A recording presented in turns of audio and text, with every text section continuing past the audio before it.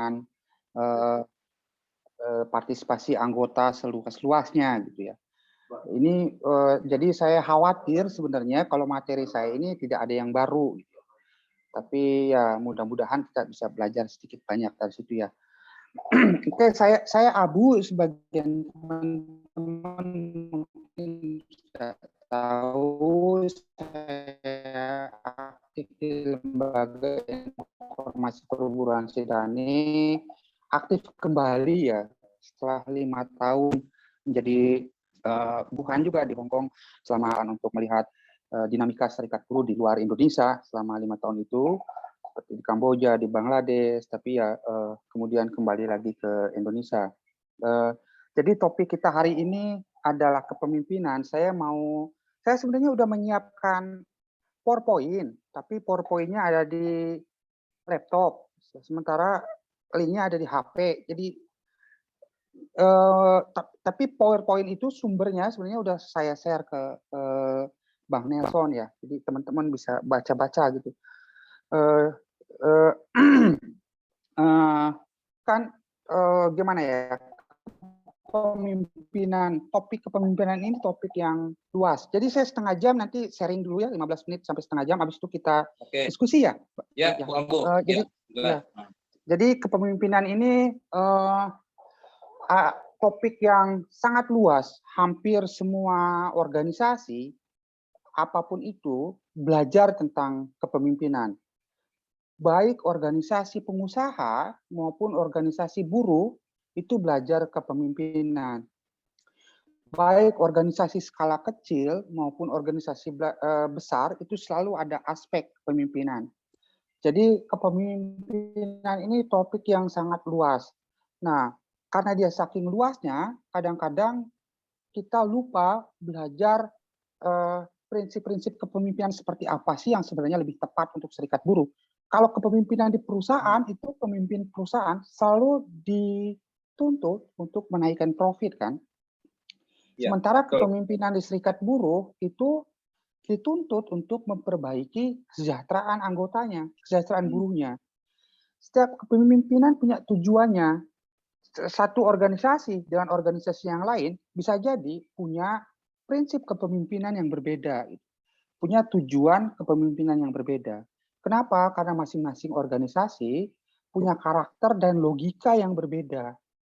Kalau cuma berbeda sih nggak masalah. Serikatnya serikat buruh dengan kepemimpinan di serikat buruh dengan kepemimpinan di sebuah tim sepak bola itu berbeda tapi tidak bertentangan. Nah, yang sering bermasalah adalah ketika ada dua organisasi dengan prinsip kepemimpinan yang bertentangan kemudian bertemu. Dan seringkali serikat buruh itu juga karena mempelajari kepemimpinannya luas, yang umum, seringkali justru mereka mengadopsi atau menggunakan prinsip-prinsip kepemimpinan yang sebenarnya lebih cocok di organisasi perusahaan atau organisasi produksi, pabrik kah, retailer kah, perkebunan kah, organisasi produksi lah.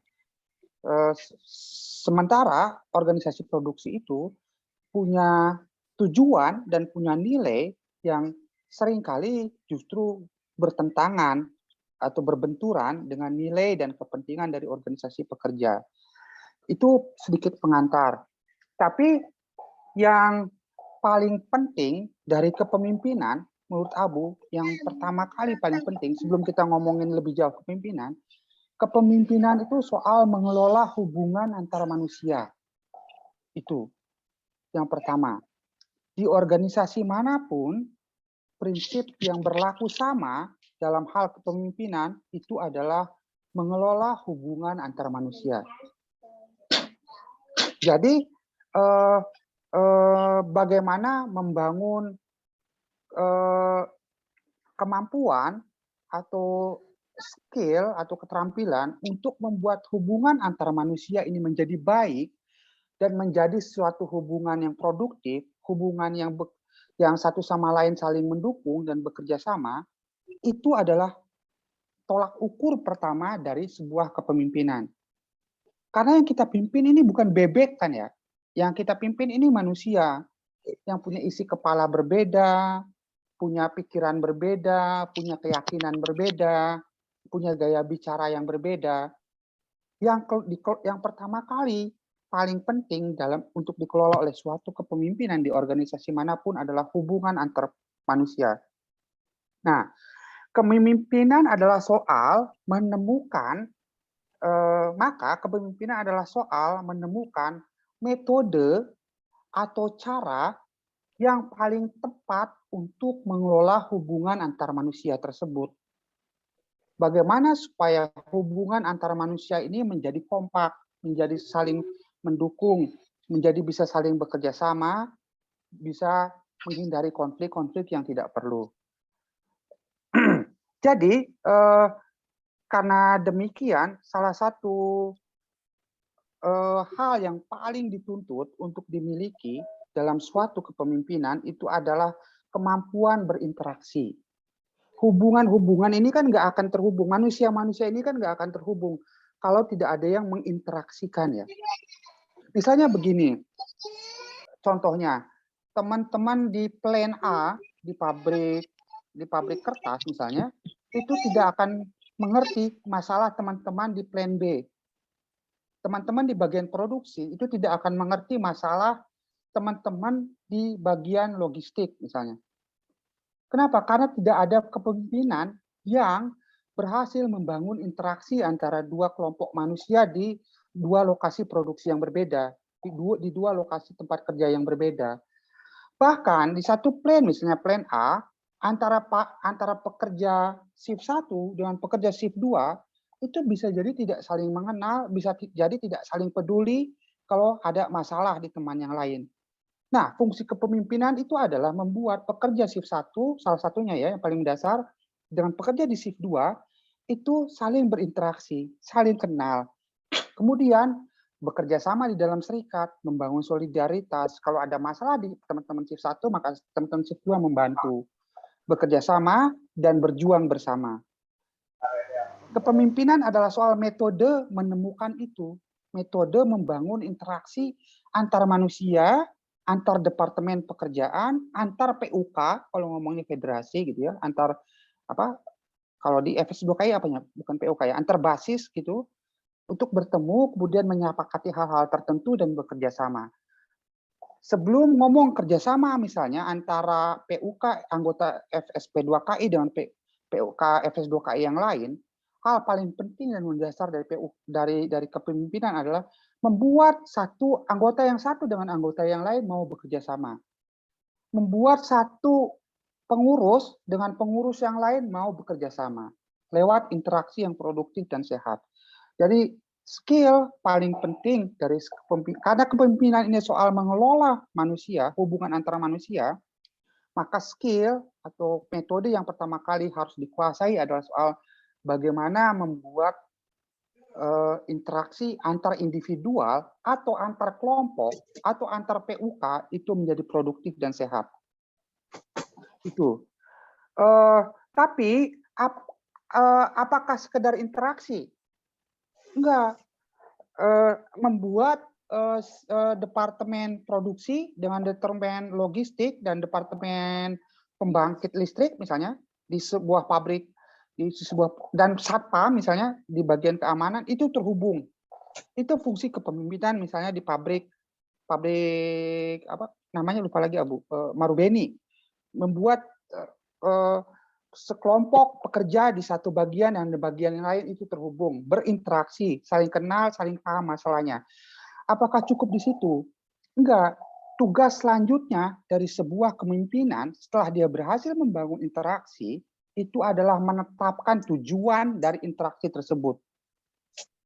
Kalau berhasil membangun interaksi tapi gagal membuat tujuan, itu namanya membuat kelompok ngobrol. Ngadu bako kalau di Sunda bilangnya. Cuma main gaple gitu. Yuk ngumpul ngapain? Main gaple. Ada kepemimpinan di situ, ada kepemimpinan, skillnya ada apa? Dalam membuat orang-orang yang berbeda, individu-individu duduk di sebuah tempat untuk saling kenal, berinteraksi. Tapi nggak ada tujuannya. Akhirnya apa? Jadi ngobrol doang kan? Ngobrol, ngalor ngidul, ngegosip segala macam. Nah, tapi membuat orang berkumpul itu adalah dan berinteraksi itu adalah skill pertama. Tapi skill itu tidak akan menjadi kepemimpinan jika skill keduanya enggak terpenuhi. Skill kedua dari kepemimpinan yang baik adalah menetapkan tujuan. Setelah orang terhubung satu sama lain, saling kenal satu sama lain, maka yang harus dibangun oleh sebuah kepemimpinan di suatu organisasi adalah tujuan. Tujuan kita berada di satu bendera FSP2KI atau berada di satu serikat tingkat pabrik, apapun pabriknya, tujuannya apa? Menetapkan tujuan itu adalah menetapkan tujuannya itu adalah sebuah skill kedua yang paling penting dalam sebuah kepemimpinan. Kemudian skill ketiga yang penting pasca menetapkan tujuan adalah bagaimana mengarahkan kemampuan-kemampuan yang berbeda di setiap individu atau di setiap kelompok untuk mencapai tujuan tersebut. Mengarahkan dan membagi tugas. Misalnya begini, si A untuk bisa mencapai tujuan, si A mengerjakan pendidikan. Si B mengerjakan advokasi. Si C mengerjakan manajemen organisasi. Kemampuan untuk mengarahkan dan menetapkan kelompok atau individu tertentu untuk bekerja sama mencapai tujuan yang sudah ditetapkan itu adalah skill ketiga yang penting. Skill pertama adalah membangun interaksi, skill kedua adalah menetapkan tujuan, skill ketiga adalah mengarahkan atau membagi tugas dari orang yang sudah berkumpul, masing-masing mengerjakan apa supaya tujuan itu tercapai.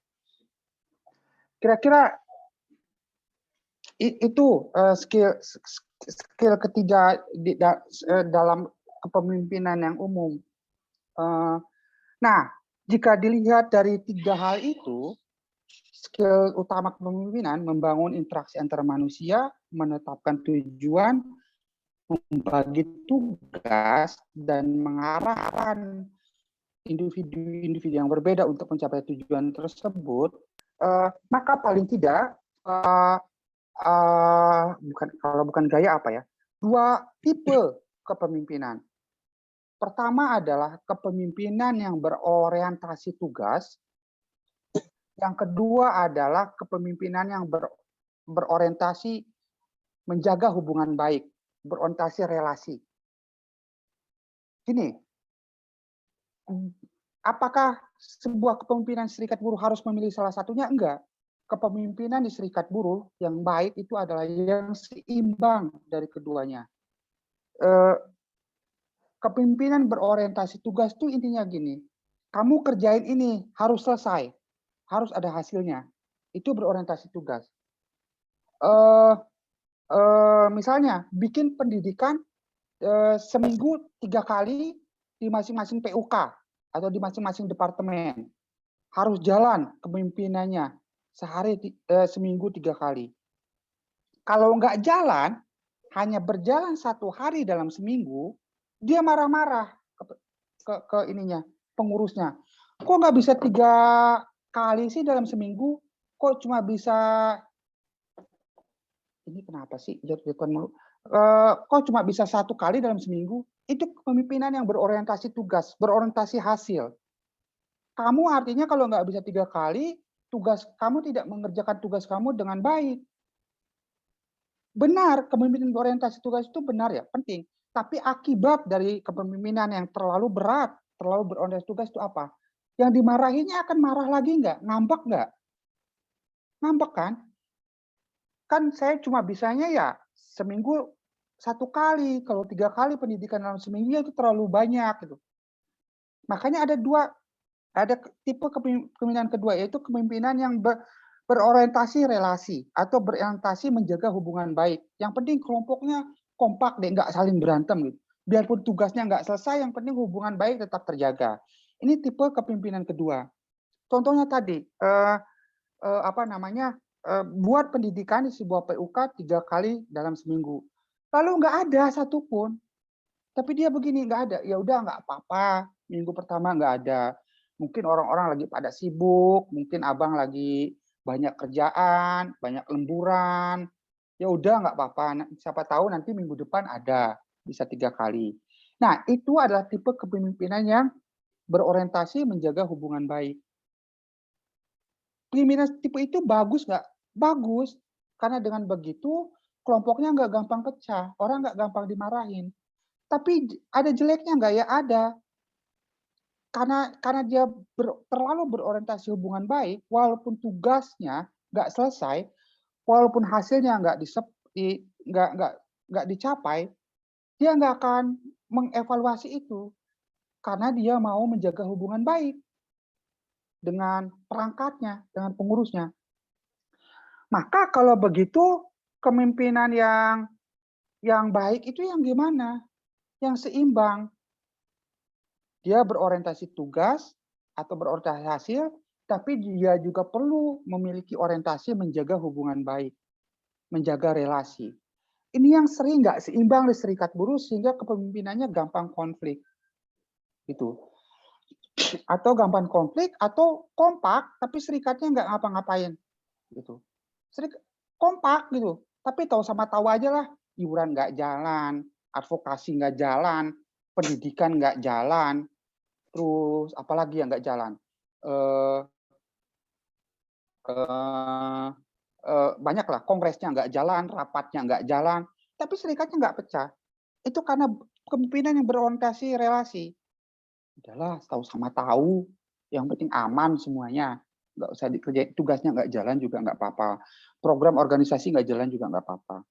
Kayak gitu. Nah, yang harus dibangun di serikat buruh itu yang perlu dibangun, bukan seharusnya, maaf ya, itu adalah kepemimpinan yang seimbang antara yang berorientasi tugas dengan yang berorientasi relasi. Tugasnya, oke deh kalau nggak bisa 3 kali dalam seminggu, karena itu ternyata terlalu banyak setelah dievaluasi terlalu berat, 1 kali aja seminggu. Gitu kan. Tapi kerjain ya 1 kali seminggu itu. Kalau kamu nggak bisa juga 1 kali seminggu, berarti memang ada yang salah. Gitu. Dia dia berorientasi tugas dia, tapi dia juga sadar kalau 3 kali seminggu itu terlalu banyak. Jadi dia memaklumi orang yang hanya bisa 1 kali dalam seminggu. Jadi dia juga menjaga hubungan baik, nggak marah-marah. Kok cuma bisa 1 kali, harusnya 3 kali. Nah, itu bubar serikatnya kalau gitu kan. Tapi kalau ya udahlah, nggak ada sama sekali juga nggak apa-apa. Serikatnya nggak bubar, tapi ya nggak apa-ngapain gitu. Abu bilang tadi, pendidikannya nggak jalan, advokasinya nggak jalan. Kira-kira itu. Kemudian kita lihat lebih detail. Ciri-ciri kepemimpinan yang berorientasi tugas. Dua-duanya penting, dua-duanya harus imbang ya. Pertama, kepemimpinan yang berorientasi tugas itu ada di pengaturan proses, kekuatannya, pengaturan proses. Nih ya, kalau mau bikin pendidikan 1 minggu sekali, caranya begini nih ya. Kamu bikin undangan, kamu cari tempatnya. Jadi dia memimpin orang tapi menjelaskan prosesnya gitu. Lalu cari narasumber, lalu minta narasumber untuk membuat materinya. Lalu materinya nanti kamu fotokopi, kamu sebarin, undangannya kamu sebarin. Kamu cari tempat di mana. Cari waktu yang tepat sehingga banyak orang yang mau datang. Dia bisa mengatur prosesnya gitu, menjelaskan proses dari sebuah penugasan. Apapun tugasnya ya, itu kan tadi contoh ya, contoh dari pendidikan. Kalau advokasi, ya begini ya, cara melakukan advokasi yang benar. Korban yang di PHK diajak diskusi dulu. Minta dia menceritakan latar belakang kenapa dia dipecat. Lalu kamu tulis kronologinya. Setelah kronologinya terjadi, kamu lihat pasal-pasal apa yang dilanggar oleh perusahaan. Hak-hak pekerja apa yang dilanggar oleh perusahaan. Setelah itu, kamu bikin surat berunding dengan perusahaan, bipartit. Jadi si pemimpin itu bisa menjelaskan proses dari tugasnya gitu. Dia mengaturnya gitu. Nah, nanti kalau yang mengirim surat si A ya, si B sebelum suratnya dikirim itu harus ditandatangani sama saya dulu. Jadi kirim dulu ke saya. Dia mengatur prosesnya gitu. Kalau bipartitnya nggak jalan, dia mengatur hal lain. Maka kita perlu mediasi gitu. Dia mengatur. Nanti yang bagian menghubungi disnaker ini, menghubungi pengawas ini, dia mengatur prosesnya, menjelaskan dan mengatur. Itu yang paling kuat dari orientasi tugas. Tapi ya gitu, yang berorientasi tugas itu kelemahannya adalah dia kadang-kadang nggak melihat orang ini lagi capek apa enggak.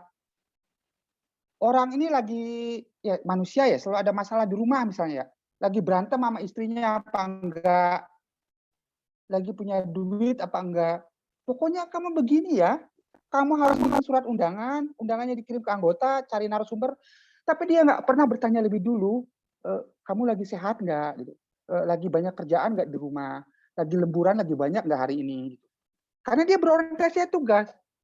Nah, sementara yang berorientasi perilaku, salah satu cirinya adalah dia selalu menjaga hubungan baik kan.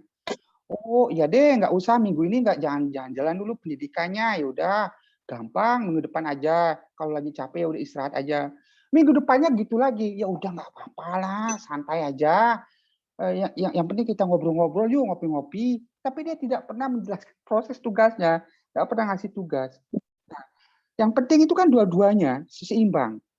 Dia dia mengatur proses dari penugasan, mengatur proses dari sebuah pekerjaan, menjelaskan dan mengaturnya, ini harus ke sini, ini harus dikerjakan sama ini. Tapi dia juga bertanya, ya udah kalau suratnya belum bisa dibikin hari ini karena kamu lagi ada kondangan atau anak kamu lagi sunatan, 3 hari lagi juga nggak apa-apa lah, santai gitu. Tapi nanti habis 3 hari dikerjain ya. Kepemimpinan yang baik itu yang seimbang antara dua itu. Dia bisa menjelaskan pengaturan proses dari sebuah penugasan dengan baik kepada perangkatnya, tapi dia juga mengerti perangkatnya ini manusia yang ada sakitnya, ada capeknya, ada urusan keluarganya dan lain-lain, yang hubungan baiknya harus tetap dijaga sesama manusia. Kemudian ke skill dari kepemimpinan berorientasi tugas selain tadi pengaturan proses, yang paling penting itu adalah memperjelas komunikasi.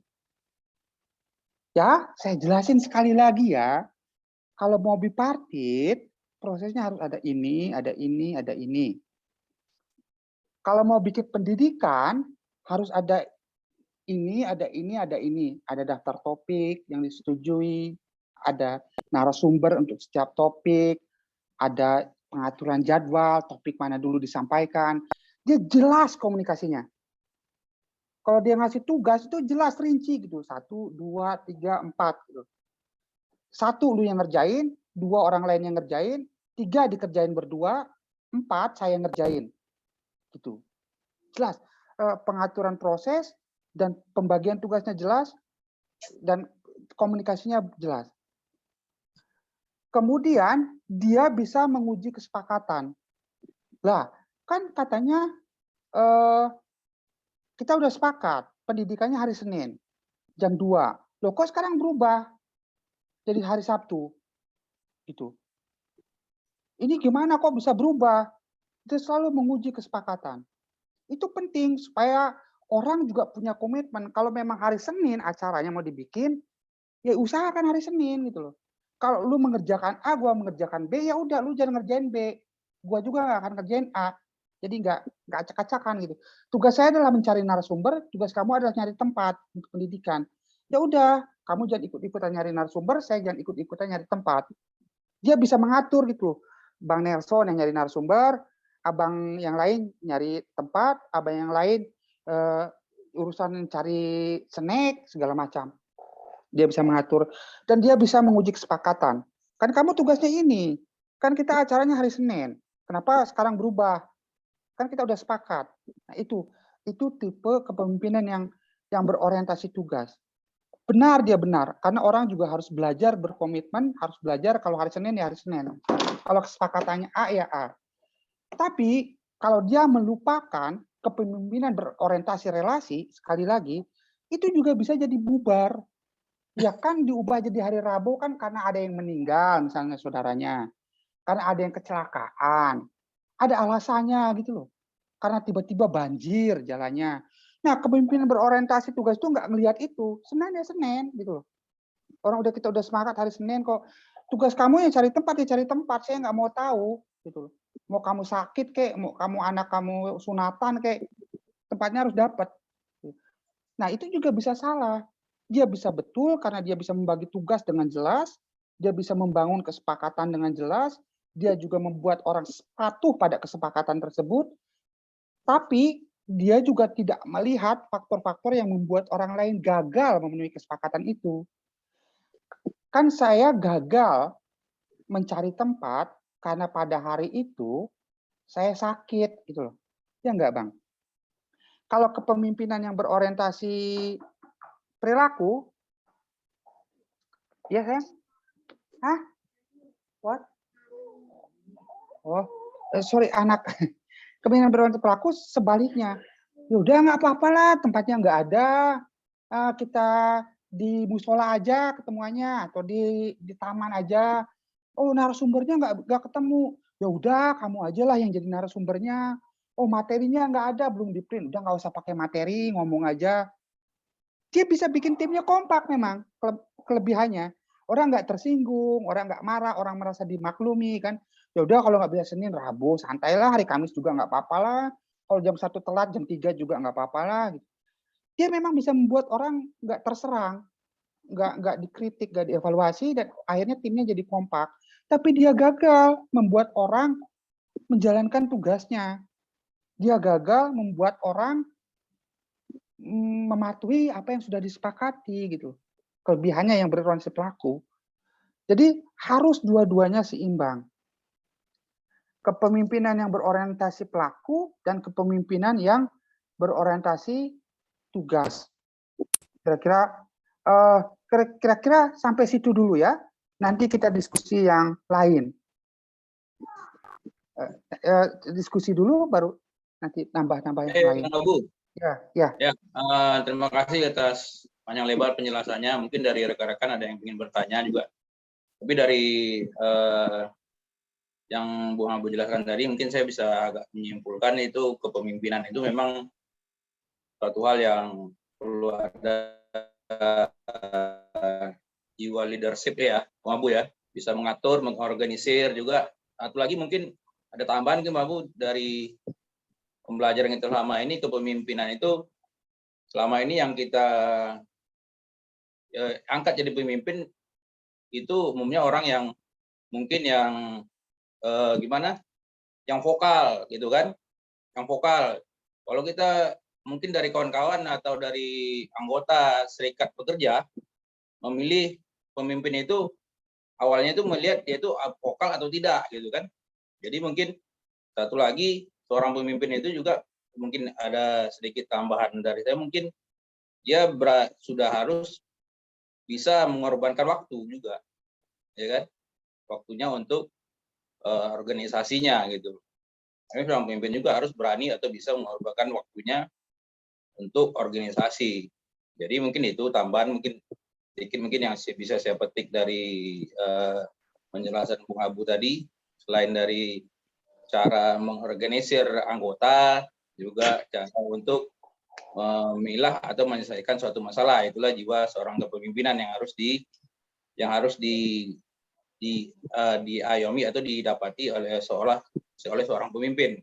Jadi yang menarik juga di sini kita jelaskan juga di yang pembahasan itu maju mundurnya organisasi sangat dipengaruhi oleh kepemimpinan dalam suatu organisasi.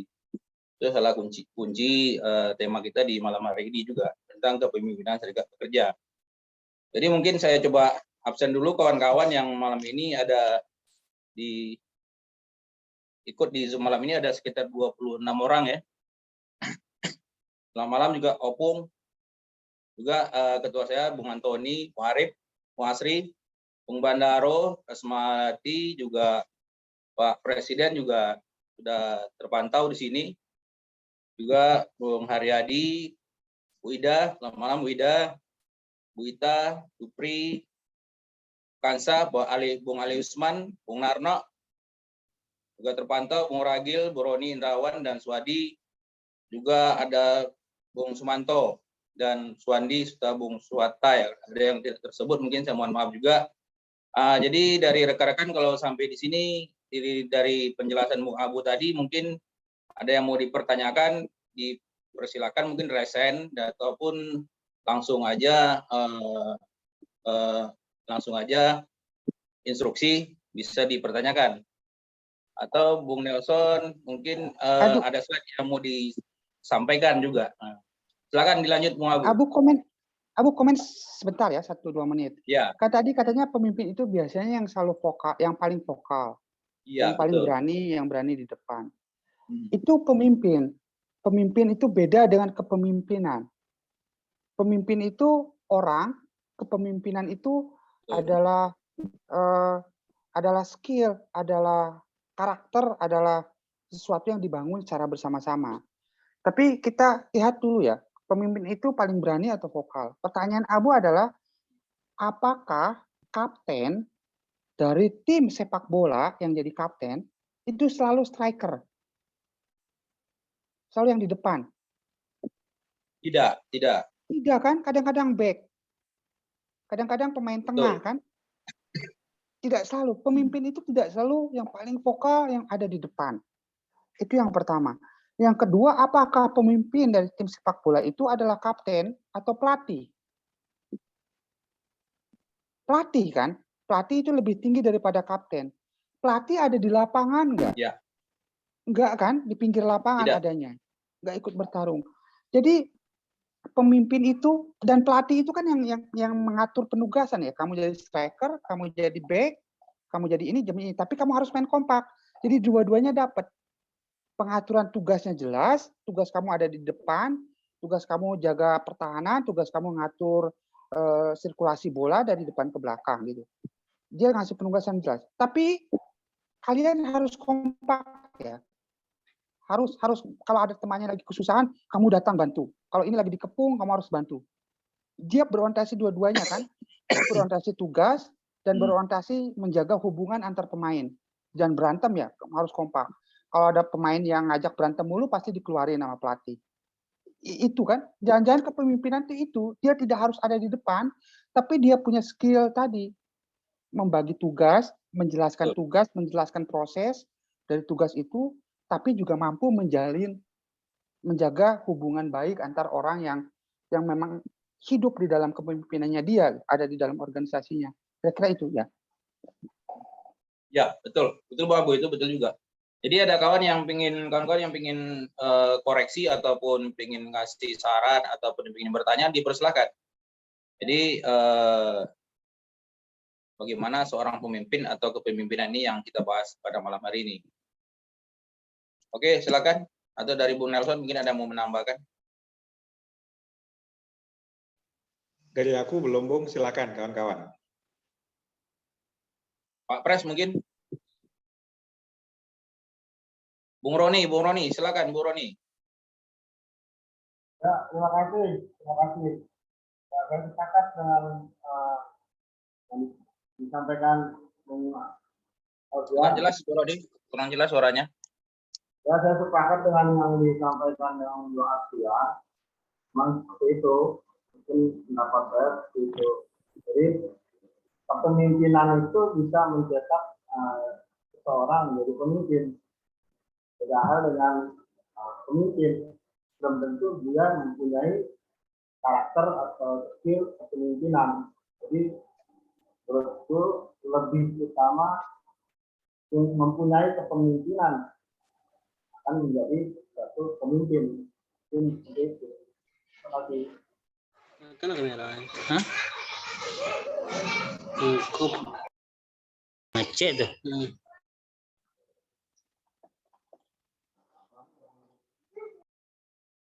Bisa dijelas itu Bung Abu yang dikatakan Bung Roni, saya kurang jelas suaranya.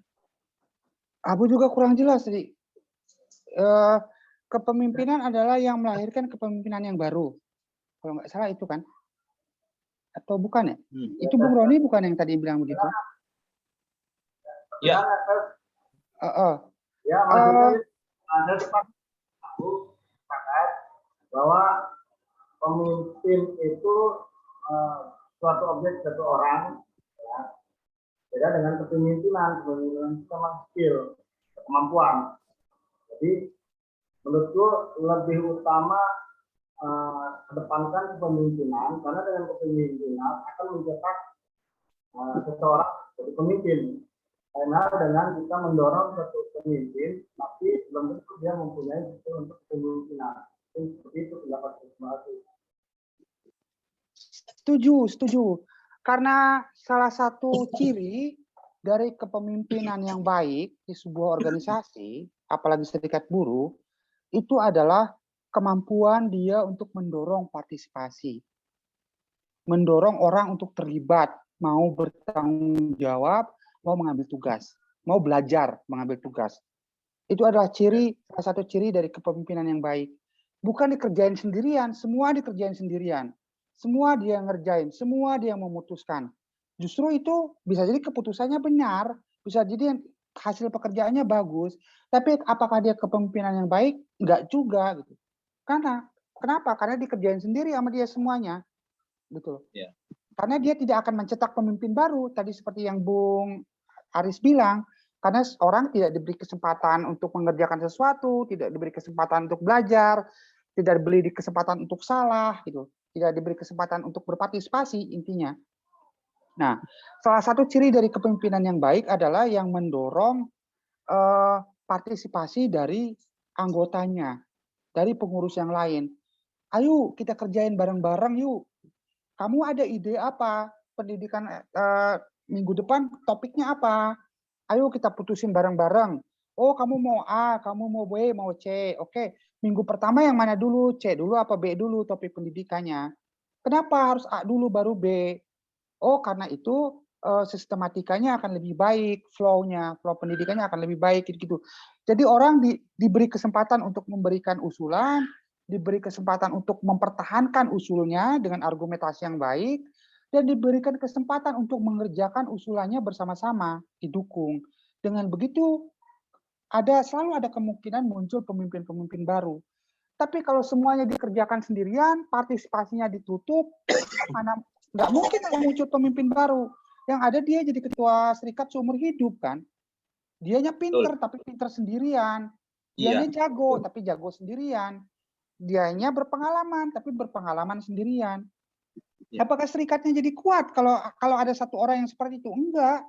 Kekuatan serikat itu bukan di satu orang. Kekuatan serikat itu ada di jumlah.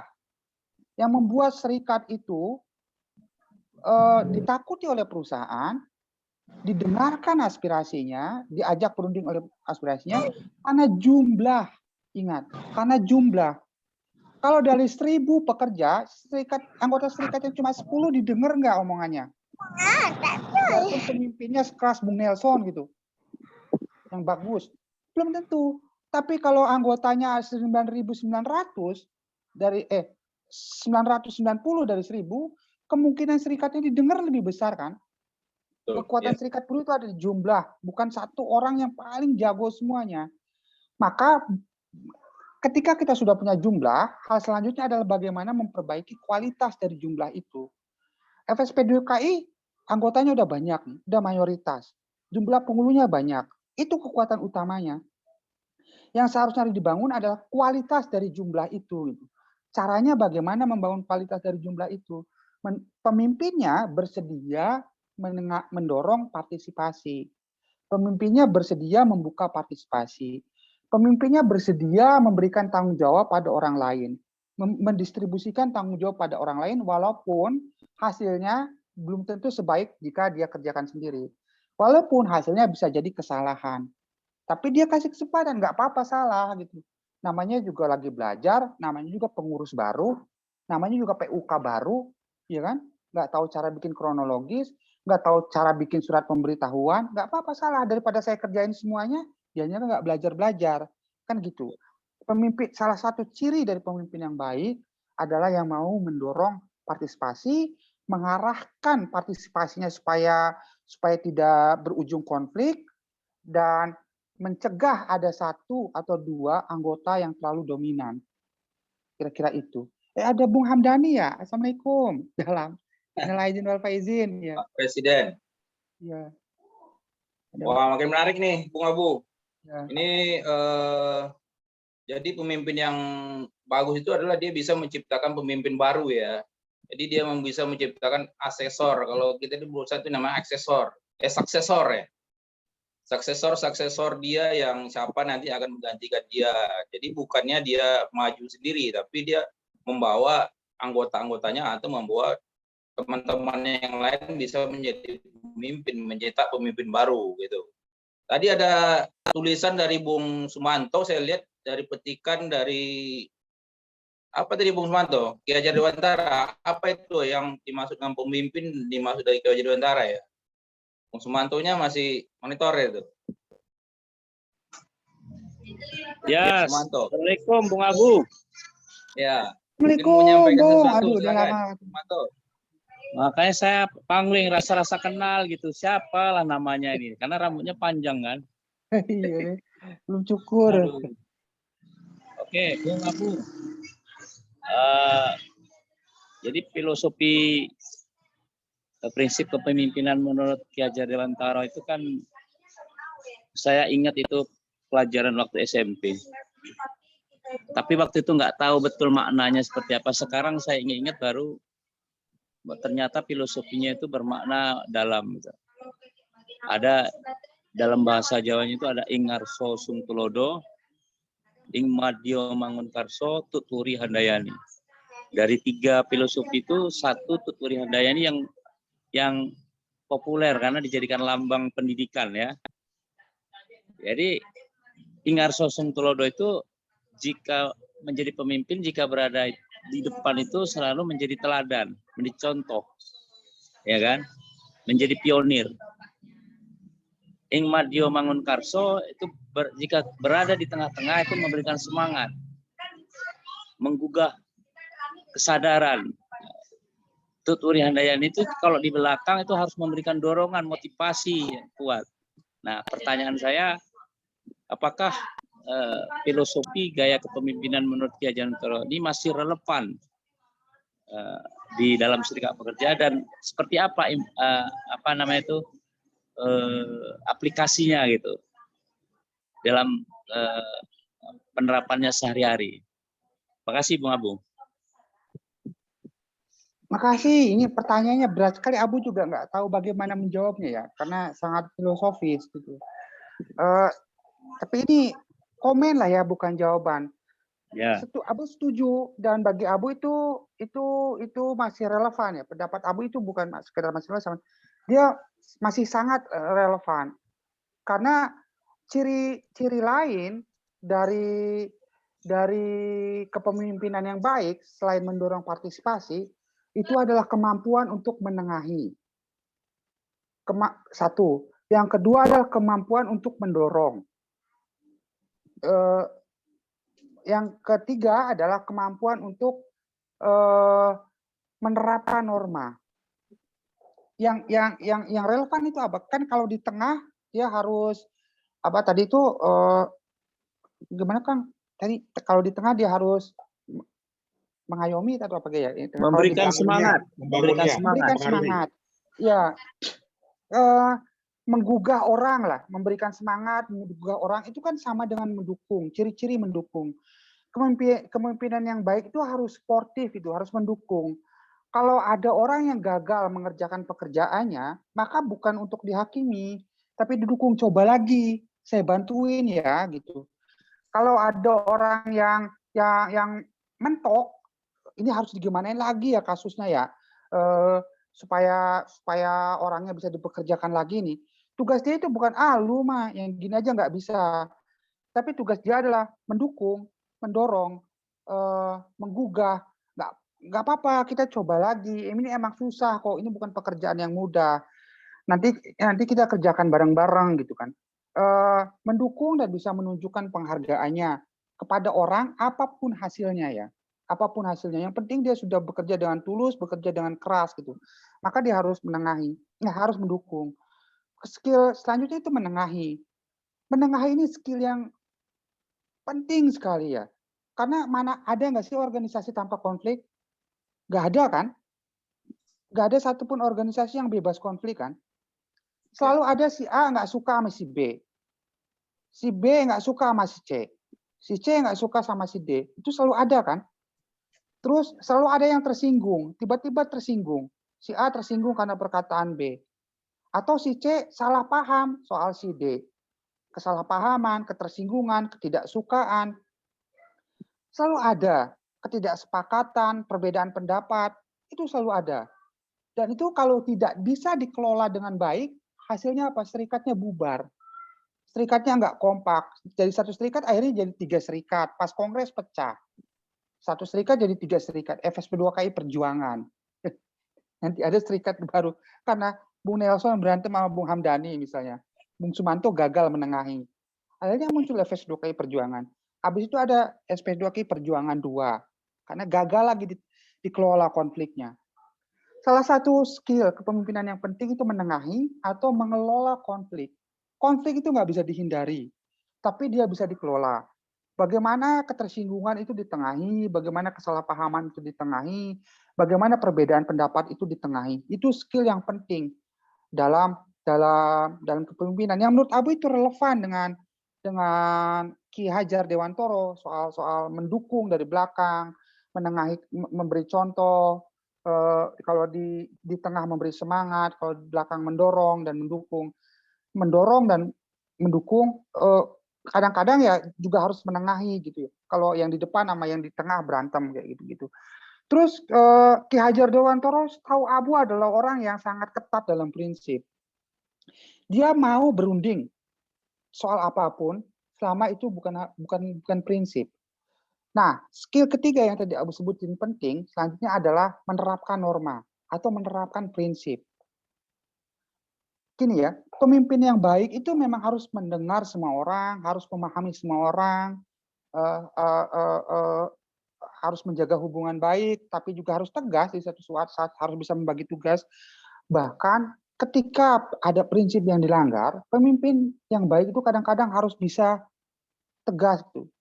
Kamu ya saya pecat dari kepengurusan. Kenapa? Karena kamu menerima uang dari Apindo. Karena kamu menerima uang dari manajemen ketika kita mau bernegosiasi soal PKB. Pemimpin yang baik juga selain pemimpin yang bisa menengahi orang yang lagi berantem, pemimpin yang bisa memberi semangat lagi pada orang yang lagi patah semangat, tapi orang yang juga berani menegakkan norma ketika norma itu dilanggar. Dia orang baik, tapi sekaligus juga orang yang galak gitu. Kalau ada orang lagi belajar, salah sama dia dimaafkan, dibantu. Tapi kalau ada orang korup, nggak ada tuh apa istilahnya toleransi.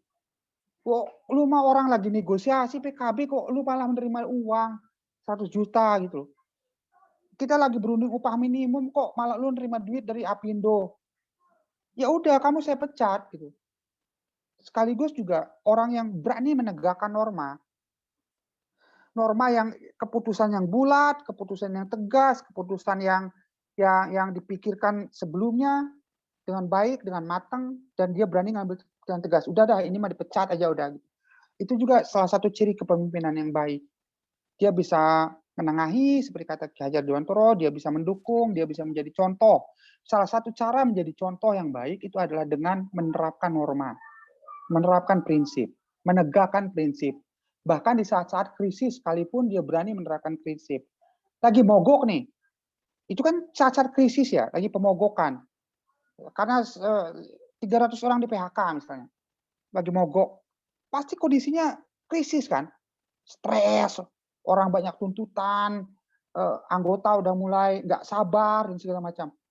Tapi ada satu anggota tiba-tiba nerima duit dari pengusaha, dia berani ngambilin tegas, udah potong loh, pecat gitu. Bahkan di saat krisis pun dia harus berani menegakkan norma atau menegakkan prinsip dan menjadi contoh. Jadi ya menurut Abu dari 3 ciri kepemimpinan yang Abu pelajari itu mirip dan sama atau relevan dengan prinsip-prinsip filosofinya Ki Hajar Dewantoro. Ya, terima kasih.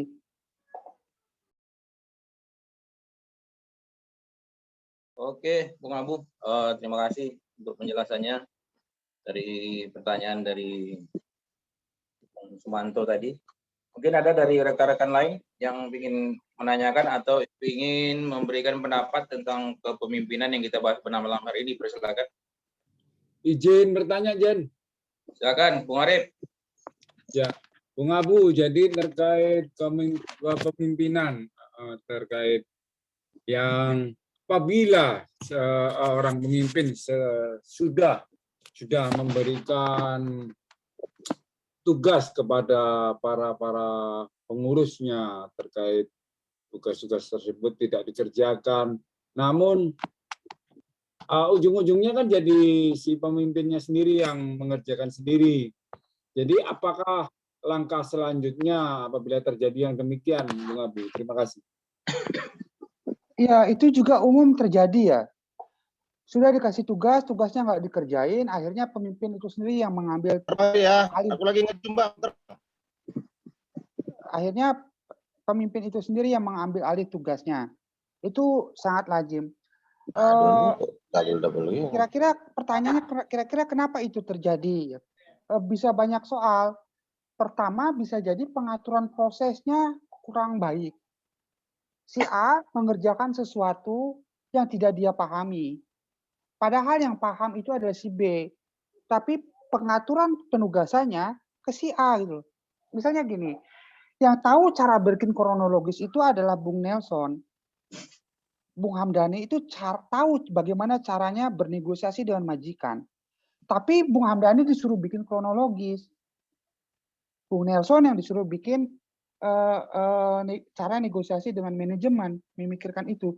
Jangan-jangan itu pengaturan prosesnya tidak tepat orang.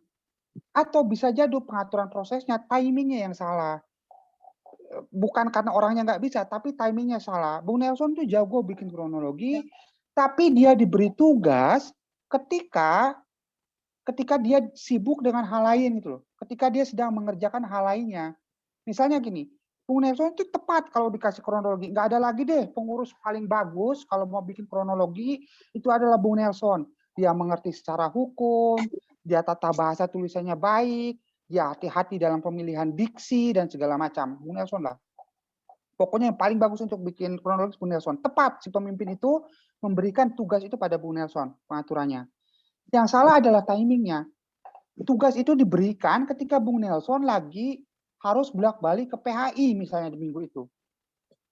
Tugasnya akhirnya nggak selesai. Loh, salahnya apa? Bung Nelson kan emang yang paling bisa. Kalau orang lain malah nggak bisa, katanya dia berpikir. Jangan-jangan yang salah adalah pengaturan soal waktunya, bukan pengaturan soal siapa mengerjakan apanya. Kadang-kadang itu. Atau kadang-kadang ada hal lain. Sepemimpin itu gagal untuk menggugah orang untuk mengerjakan tugasnya. Kadang-kadang kan ada orang skill-nya ada, waktunya ada, ya kan? Orangnya sehat, badannya sehat, dan dia punya waktu, dan dia mengerti cara mengerjakannya. Bung Nelson itu bisa mengerjakan kronologis, contohnya Bung Nelson lagi ya, maaf ya. Kemudian Bung Nelson juga ada waktu untuk mengerjakan itu, tapi dia tidak mengerjakannya, kenapa? Karena si pemimpin gagal menggugah Bung Nelson, menggugah komunikasi dengan Bung Nelson, bahwa pekerjaan itu penting. Bung Nelson, kok saya lagi ya, apa sih gunanya bikin kronologi, saya lagi, apa sih pentingnya kasus ini? Dia gagal menggugah Bung Nelson bahwa betapa pentingnya tugas itu gitu. Bung Nelson, tahu nggak kalau kronologisnya dibikin Bung Nelson rapi, tepat waktu, pemilihan diksinya tepat dan bisa menggugah siapapun yang baca itu, kemungkinan korban dipekerjakan kembali. Kemungkinan kronologi kita ketika dibaca oleh mediatornya tergugah. Jadi Bung Nelson, betapa pentingnya tugas membuat kronologi itu. Jangan-jangan kegagalan membuat itu. Pengaturan waktunya tepat, pengaturan orangnya tepat, tapi orang itu selalu disepelekan kerjanya gitu loh. Nggak berhasil diapresiasi.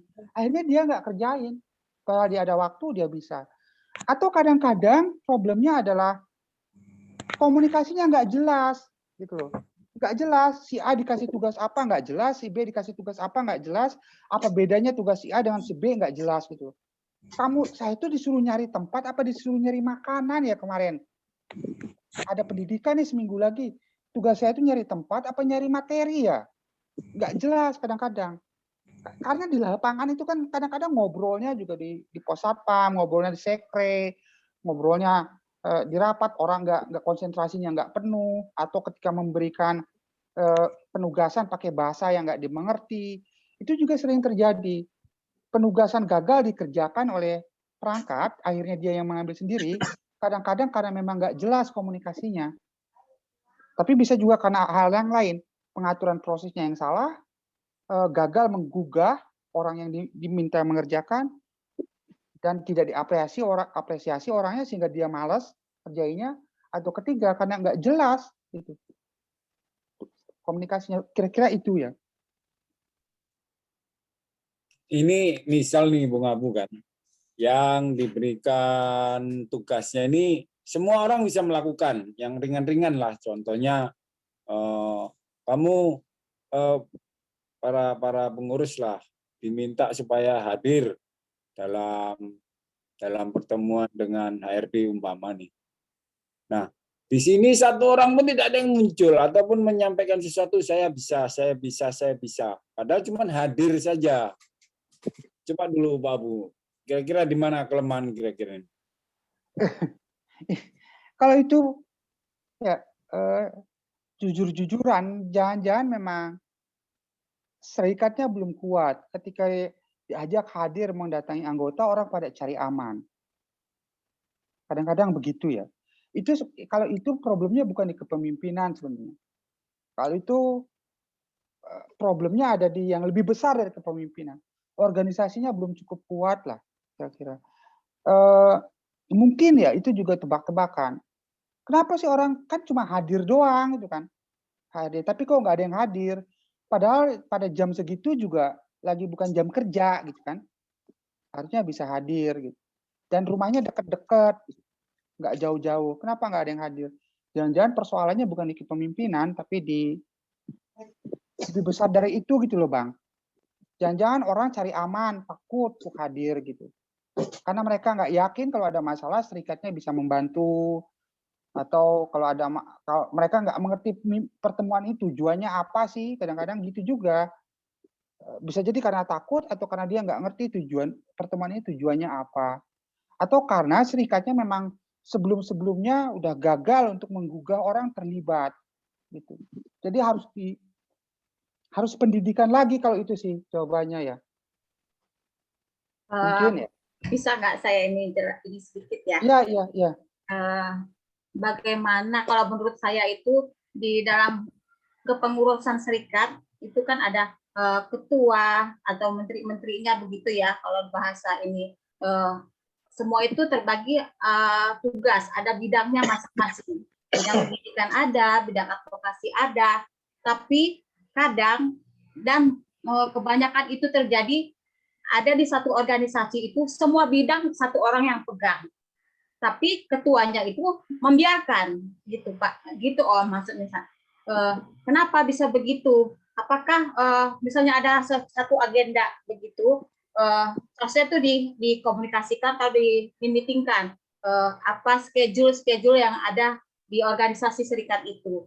Keputusan juga harus diputuskan secara bersama, bukan keputusan hanya satu pihak saja. Kebanyakan juga terjadi, saya ketuanya, saya yang memutuskan. Dan banyak juga terjadi ketua itu sendiri yang memutuskan. Nah, kalau menurut saya itu kalau kadang pimpinan itu, ketua serikat itu atau kepimpinan serikat itu pengennya omongan dia yang pengen didengar, dia yang paling tahu, dia paling ini. Tidak tahu bukan anggota ya, apa namanya, struktur itu berjalan atau tidak. Dan itu kadang sering dibiarkan. Ada banyak struktur yang ada job masing-masing, tapi itu semua tidak berjalan. Kadang hanya satu orang yang berjalan. Itu saya rasa itu percuma. Itu bukan, saya rasa itu pimpinan yang sudah gagal menginikan organisasinya sendiri itu. Dan pimpinan itu saya rasa itu harus siap dikritik dan mengkritik. Kalau menurut saya gitu ya. Jangan kalau dikritik langsung membenci gitu. Itu tidak baik, itu bukan satu orang pemimpin. Kalau menurut saya begitu ya. Harus siap mengkritik dan dikritik. kalau kritik dalam bidang organisasi di organisasi itu hal yang wajar kalau menurut saya. Ya, kritik itu bukan karena kita membenci, tapi karena kita sayang dengan organisasi supaya organisasi itu bisa berjalan dengan baik. Tapi yang banyak yang terjadi sekarang ini, kita mengkritik tapi kita dibenci gitu. Dan itu bukan banyak teman-teman saya mengalami hal yang sama kayak begitu. Banyak yang curhat ke saya, kenapa saya begini, kritik ini nggak didengar apa gitu. Apakah kita nggak, misalnya anggota, kan punya hak juga kita harus mengkritik bagaimana supaya organisasi kita berjalan dengan baik. Dan agenda-agenda yang akan dilakukan organisasi itu seharusnya tersusun. Dalam setahun ini agenda apa yang harus kita lakukan, pendidikan apa. Tapi kebanyakan yang terjadi hanya satu orang yang berjalan. Dan pimpinan itu tidak mengkoreksi. Oh, apakah organisasi yang saya pimpin itu udah berjalan dengan baik atau tidak? Itu tidak ada istilahnya komunikasi yang baik itu harus dirapatkan. Apa kekurangan organisasi kita? Apa yang harus kita jalankan ke depannya supaya anggota tahu hasil apa yang sudah kita jalankan di dalam organisasi ini. Dan anggota itu harus tahu sampai akar rumput. Kadang dari anggota itu juga tidak tahu sama sekali atau tidak mengenal organisasi itu, siapa pimpinan atau struktur organisasinya itu. Hanya tahu kenaikan gaji. Begitu. Setuju sekali ya. Setuju. Kadang-kadang kan pembagian kerja ada tapi di atas kertas. Hasil dari kongres. Si A Departemen Pendidikan, si B Advokasi, si C bendahara, si D apa jadi sekjen, segala macam. Pembagian kerja ya. Atau kemungkinan kembali ke saran Pak Abu ya, ini pendelegasian mungkin ya, pendelegasian tugas yang perlu dipastikan kepada orang yang tepat gitu ya. Iya, pendelegasian pada orang yang tepat di saat yang tepat. Siap. Di saat yang tepat dengan delegasi dengan tugas yang juga jelas. Tugasnya ini gitu. Dan porsinya tepat, jangan terlalu banyak tugasnya karena dia juga kalau kebanyakan ya jadi kecapean kan karena tugasnya terlalu banyak. Tapi Abu mau kembali ke Mbak lupa lagi namanya. Ya. Ya. Mbak Ida. Mbak Ida. Itu kan secara kertas ada, di atas kertas ada. Tapi seluruh struktur yang ditentukan oleh Karas itu selalu perlu diuji kan? Ya enggak? Soal kepemimpinan itu soal menguji kesepakatan loh. Serius. Sepakat ya kamu jadi sekjen, tugasnya A, B, C. Sepakat ya kamu jadi Departemen Pendidikan, tugasnya A, B, C. Itu kan si pemimpinnya menguji kesepakatan. Lah kan kamu bagian pendidikan, kok pendidikannya nggak ada gitu. Lah kok bagian advokasi, kok nggak ada satupun buruh yang di PHK kok kamu advokasi. Kan soal menguji kesepakatan. Kamu kan sepakat jadi orang advokasi. Tugas advokasi adalah A, B, C. Tapi kok kesepakatannya nggak dijalanin? Karena tugasnya nggak dijalankan, itu tidak menjalankan tugas itu sama dengan melanggar kesepakatan nggak? Sama kan ya? Tapi kadang pimpinan serikatnya itu membiarkan gitu, walaupun itu kan bidangnya berjalan. Jadi hanya itu saja yang vokal. Jadi lama-lama kita bosan juga lihatnya itu lagi tuh, apa emang nggak ada lagi orang lain begitu. Iya. Karena itu biasanya pemimpinnya yang bertipe relasional tadi, membangun relasi. Saya nggak mau mengevaluasi dia nanti berantem. Yang penting serikatnya nggak bubar lah, walaupun nggak ada kerjaan serikatnya. Ada yang begitu. Ada yang tipenya memang begitu. Udahlah saya yang kerjain sendiri daripada saya harus marah-marah sama orang itu. Akhirnya orang bosan, dia jadi dominan, orang jadi bosan kan ya. Kualitas ada juga yang gitu karena memang menterinya itu memang nggak benar-benar nggak tahu dan tidak mengerti gitu. Jadi namanya itu hanya di sebuah struktur doang. Jadi kerjanya itu sama tidak tahu karena tidak ada diberi pendidikan, dikasih peluang untuk memimpin, kan siap memimpin dan dipimpin. Kalau menjadi itu ya, bagi saya itu pengurus serikat itu adalah pimpinan anggota-anggotanya gitu. Jadi harus siap memimpin dan pimpin. Mungkin dalam setiap rapat itu harus bergantian memimpin dalam rapat itu supaya mengolah atau mengasah kepemimpinan kita supaya kita bisa tampil berani, ide-ide apa yang harus kita luangkan, bisa kita kasih ke dalam rapat itu gitu, maksudnya. Betul, dan itu harus diuji.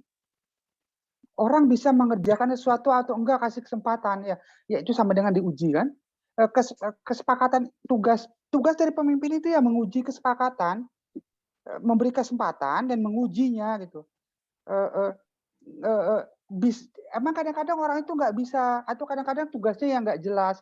Itu kan baru ketahuan kalau udah diuji.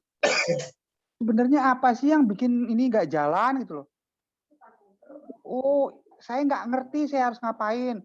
Oh, berarti yang salah adalah penugasannya gitu loh.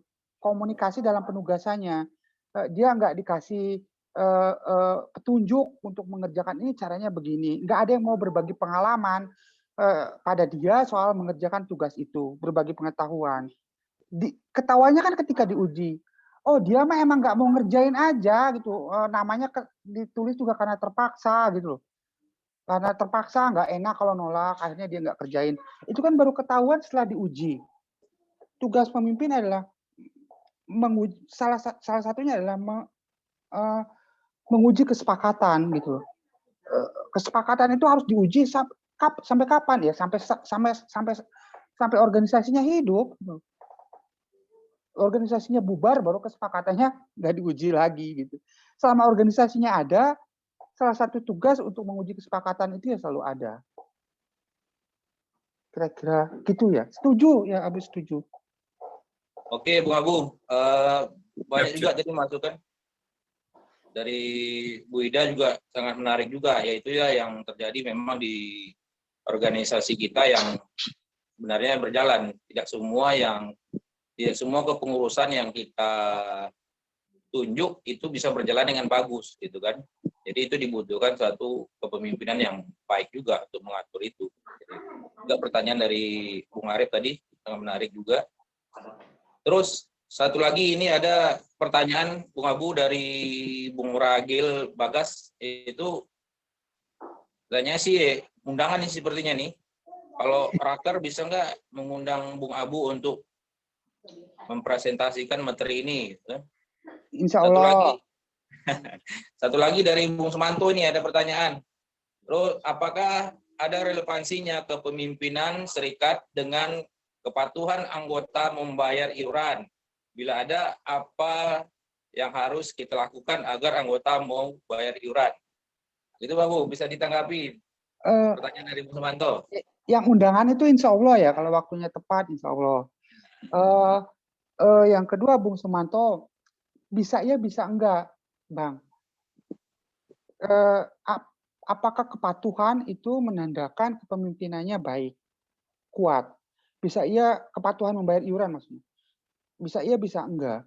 Kadang-kadang kan ada di satu pabrik, ya, jujur-jujuran aja ya, di satu pabrik, di satu tempat kerja, semua anggota serikat buruhnya bayar iuran. Tapi kalau pemimpinnya minta hari ini mogok, nggak ada yang mogok. Hari ini kita turun aksi, nggak ada yang mau turun aksi. Hari ini kita bersolidaritas dengan si A, nggak ada yang bersolidaritas. Tapi 100% anggota bayar iuran. Atau kadang-kadang karena serikat pemimpinannya nggak melakukan apa-apa. Bahkan orang yang membayar iuran itu nggak tahu kalau serikat ini sebenarnya ada gunanya apa enggak. Kenapa? Karena sistem COS kan. Itu banyak loh. Abu nggak perlu sebut nama serikatnya ya. Seluruh, misalnya anggotanya ada 5.000 di Garmen nih. 5.000 bayar iuran, tapi tidak ada satupun, bukan sekedar patuh pada kepemimpinan, bahkan dia nggak ngerti serikat ini gunanya apa. Padahal dia membayar iuran, tapi jangankan kepemimpinannya baik atau buruk, serikatnya aja nggak pernah hadir dalam persoalan anggota gitu. Bagaimana mau dilihat kualitas kepemimpinannya? Kalau hadir untuk masalah anggota aja nggak pernah ada. Jadi bisa iya bisa enggak. Bisa iya jika orang membayar iuran, anggota ini terlalu idealis tapi ya nggak apa-apa lah. Jika anggota membayar iuran karena dia merasa serikat itu penting dan saya harus berpartisipasi dalam serikat, saya harus mendukung keberadaan serikat.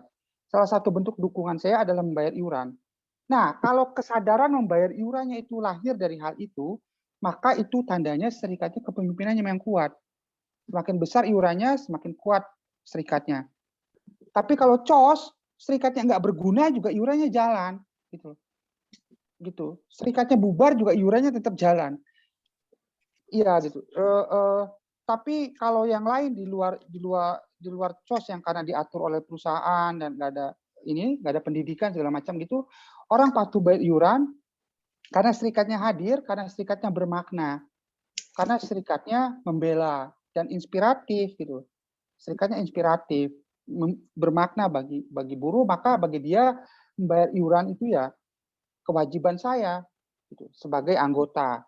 Gitu. Tapi saya mau ngomong satu hal ya, ini penting untuk disampaikan.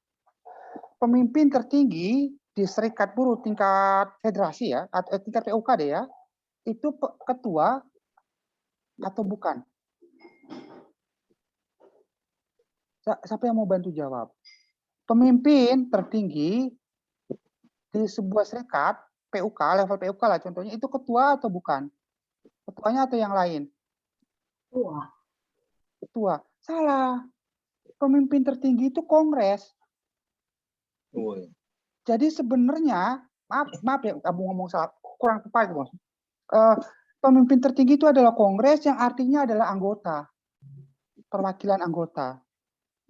Jadi kalau kepemimpinannya lemah itu adalah karena pemimpin tertingginya nggak peduli, anggotanya nggak peduli sama serikatnya. Kadang-kadang kan gitu, nggak mau berpartisipasi, nggak mau bayar iuran, diajak pendidikan nggak datang, kayak gitu-gitu.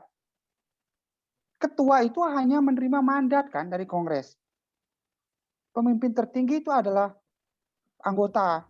Jadi kalau kepemimpinannya lemah biasanya karena anggotanya nggak mau terlibat aktif. Nggak mau bayar iuran, salah satu contohnya kalau kata Bung Sumanto. Tingkat pembayaran iurannya rendah.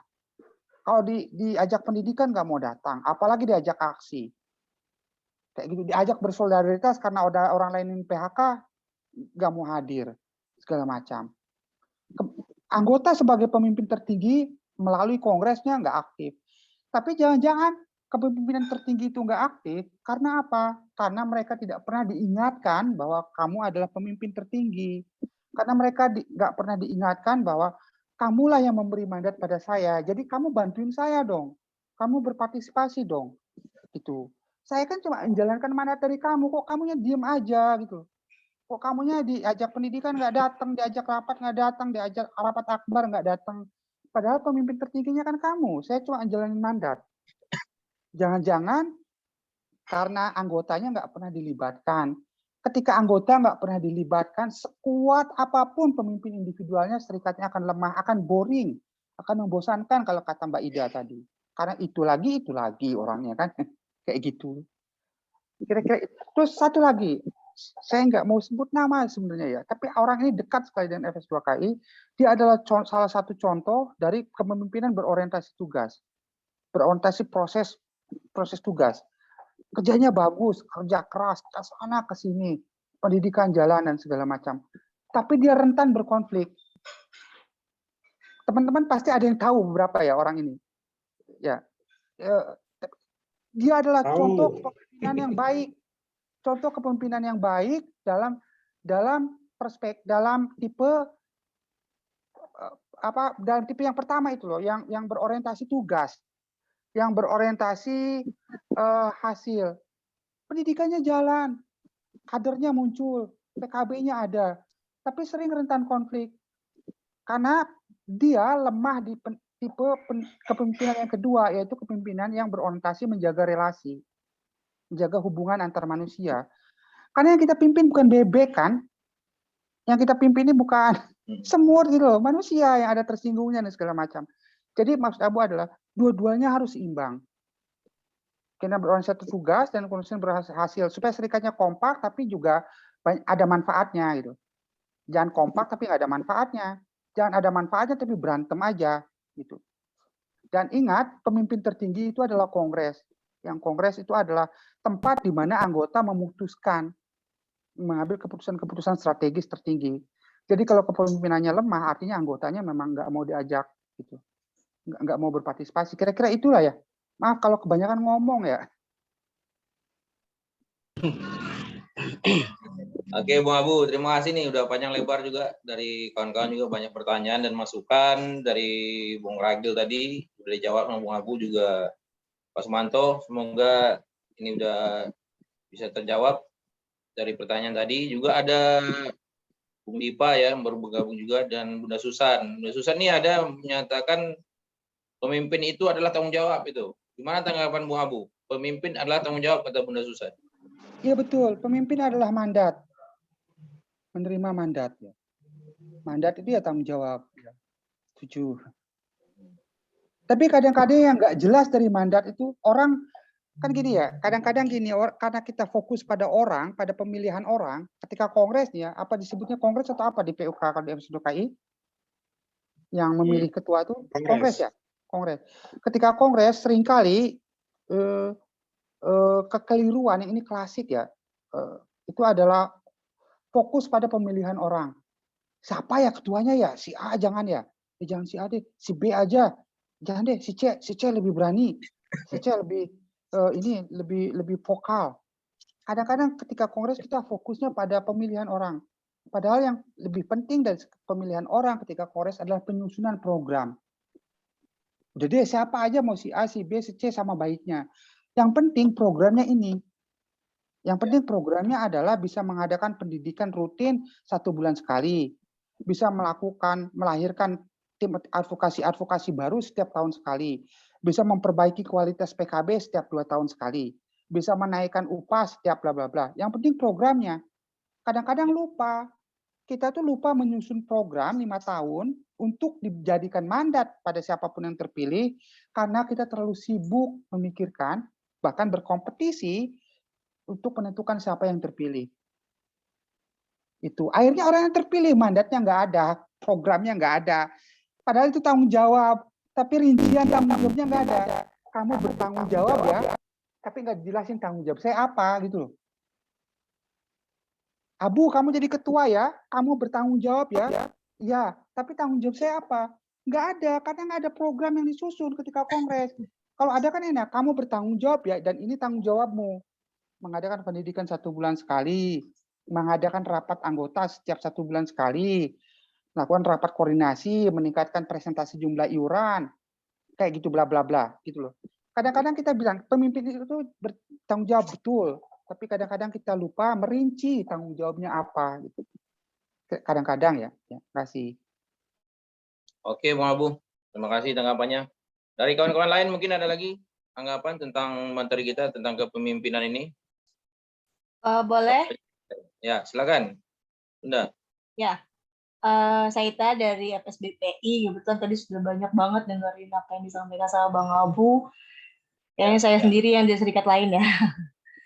Ya, silakan Bu Ita. Ya. Tadi problem kepemimpinan yang tadi disampaikan Bang Abu memang menjadi salah satu hal yang memang dialami semua federasi. Semua dari tingkatan tertinggi bahkan sampai ke tingkatan bawah. Saya sebenarnya agak di sini kan tadi kita bahas kepemimpinan. Saya cuma pengen nanya ke semua pemimpin yang ada di Zoom hari ini, apakah ada nggak sih kira-kira kita apa sih kiat-kiat ataupun ada nggak saran untuk membentuk satu kepribadian yang mempunyai memimpin dan kepemimpinan? Ini kan berbeda semua ya menurut saya. Kepemimpinan tadi ada yang bilang tanggung jawab, terus memimpin itu kan bisa dari diri sendiri atau memimpin orang lain, dan pimpin itu kan bisa dipimpin ataupun memimpin orang lain. Nah, yang problem di kami sebenarnya bukan problem, saya juga masih belum bisa ya sebentar masih mencari gitu bagaimana caranya bisa menjadi pemimpin yang bisa dipimpin dan juga yang mau memimpin.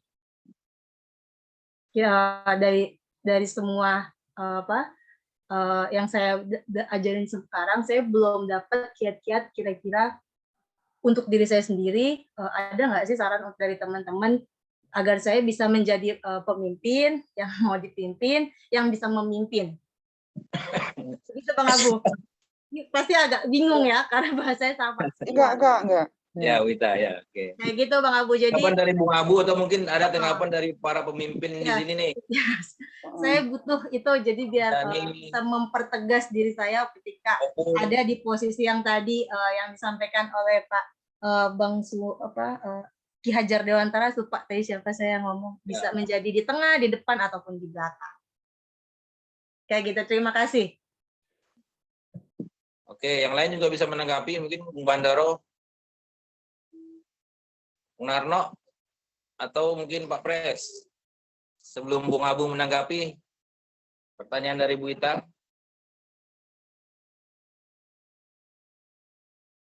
Yang ditanya nih para pemimpin nih sama Bu. Tanggapan para pemimpin yang ada di sini.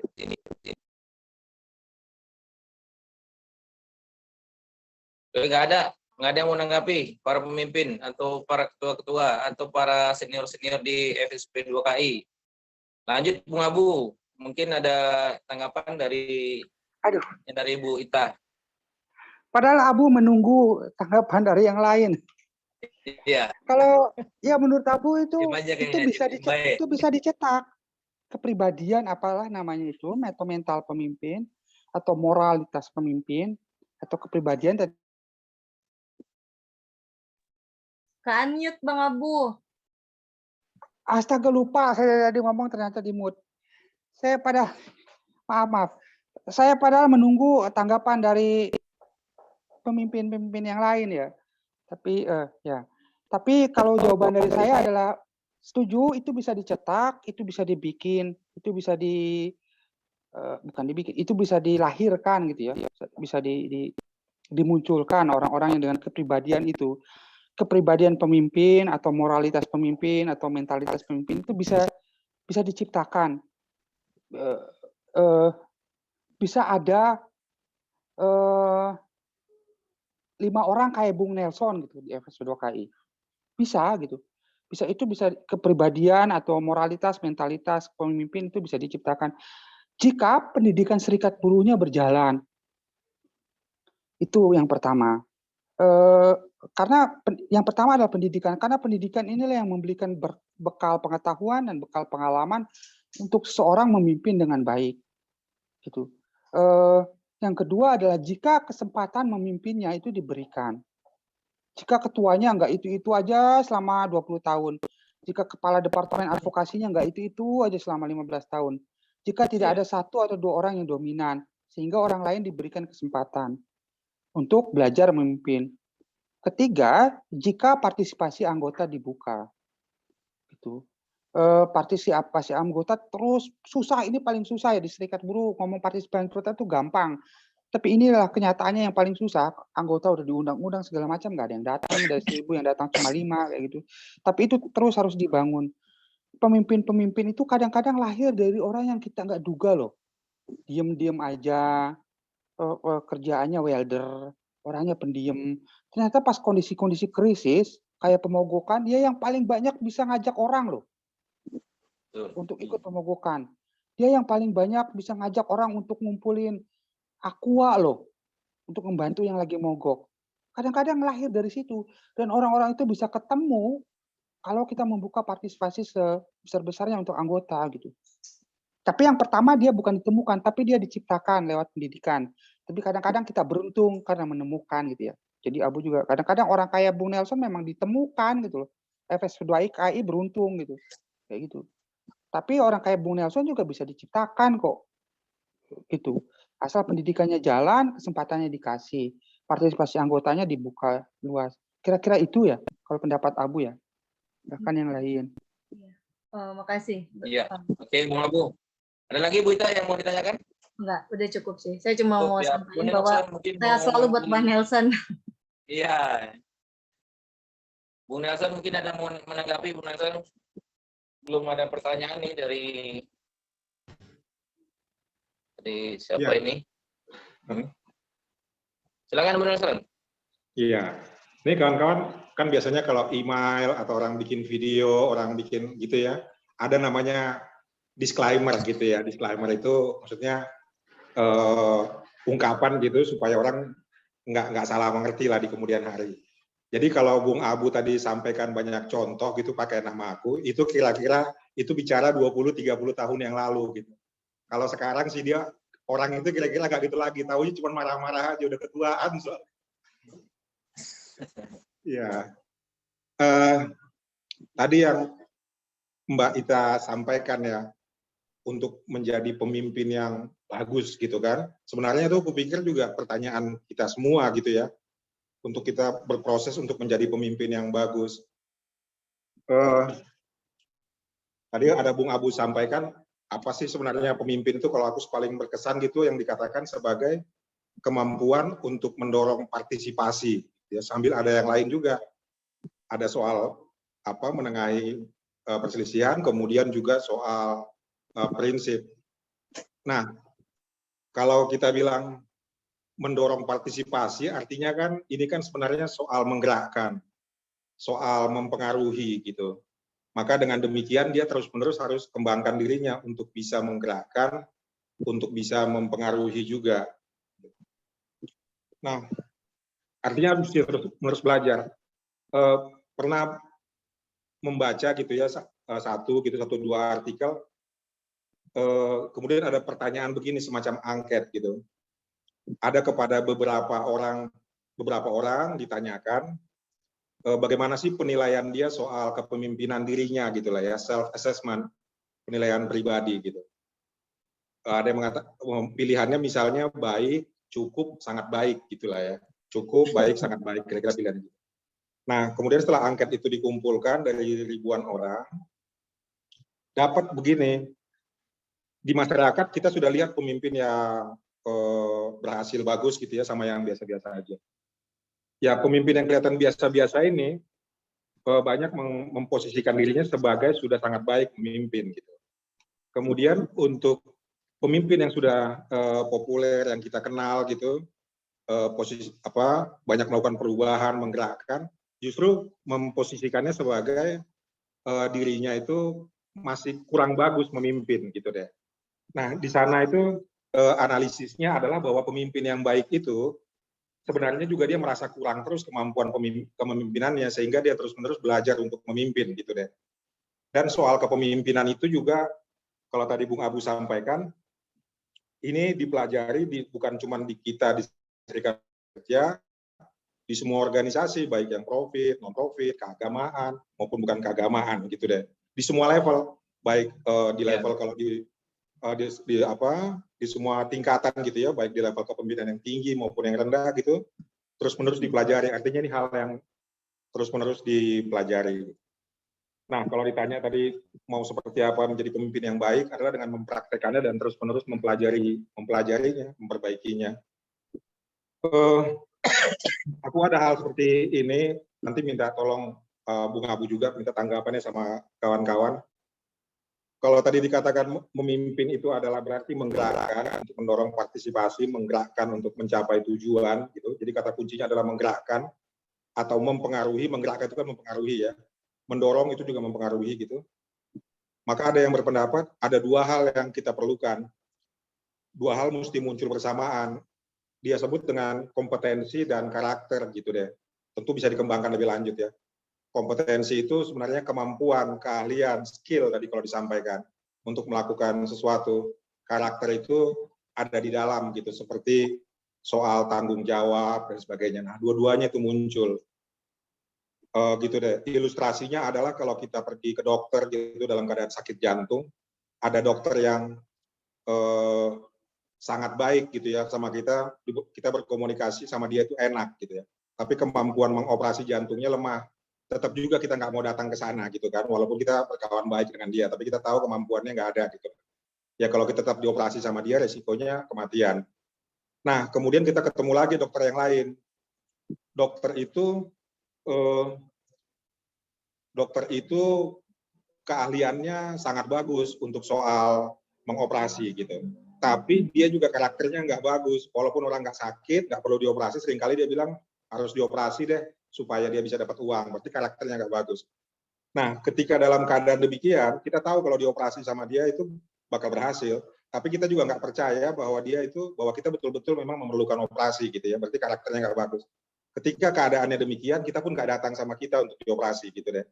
Nah, kita memerlukan dokter yang karakternya bagus, memang dia baik, integritasnya bagus, tapi juga skill-nya bagus, kemampuan mengoperasinya bagus. Kepada dia lah kita datang. Barangkali itu yang juga hal yang perlu kita kembangkan terus-menerus gitu, soal kompetensi kita, soal skill gitu ya, sama juga soal karakternya, seperti tanggung jawab, integritas, kerelaan berkorban, dan seterusnya. Itu aja, terima kasih. Oke, Bu Nazwan, terima kasih. Luar biasa sekali jawabannya. Mungkin bisa membantu dari pertanyaan dari kawan kita tadi. Satu lagi nih, Bung Abu, ada pertanyaan darinya Bung Nopri. Saya bacakan saja nih.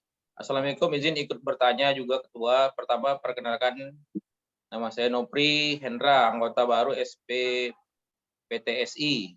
Saya mau bertanya sebagai anggota, kami sebagai anggota apa saja kewajiban yang harus kami tunaikan di dalam serikat dan apa saja hak kami sebagai anggota dapatkan setelah berserikat.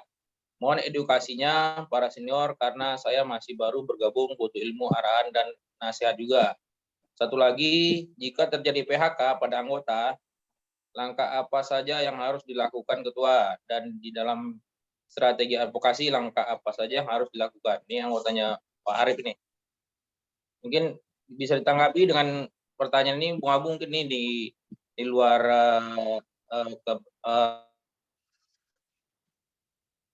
ya, coba kalau bisa kita tanggapi. Mau tanya Bung Arif nih kayak nanya. Iya, tapi Abu nggak mau jawaban-jawaban yang teknis. Advokasi itu ABC, litigasi, non litigasi itu kayaknya perlu diskusi yang lain ya, yang soal Iya. advokasi. Tapi prinsip-prinsipnya aja gitu. Tapi sebelum masuk ke situ, Abu sangat setuju dengan Bang Nelson. Soal contoh dokter itu contoh yang sangat kuat ya, contoh yang sangat kuat. Tapi Abu mau menambahkan sedikit ya. Pemimpin itu ada soal behavior gitu ya, soal perilaku, soal kepribadian, soal komitmen, dan soal kejujuran dan segala macam. Yang kedua, kepemimpinan di luar soal behavioral itu adalah soal-soal yang organisasional, soal-soal kebijakan organisasi. Kadang-kadang kita kan ketika memilih pemimpin fokusnya pada hal-hal yang behavior aja. Kita lupa untuk menyusun kebijakan-kebijakan organisasi yang bisa menjaga pemimpin ini supaya behaviornya tetap bagus gitu. Kira contohnya begini. Ketika memilih pemimpin, apa sih di Kongres ya? Apa sih indikator pemimpin yang mau kita pilih? Satu pasti jawabannya amanah, jujur, bertanggung jawab, berkomitmen ya, amanah, sidik, fatkonah, dan segala macam. Ya. Beramanah, jujur, bertanggung jawab, dan segala macam. Itu betul.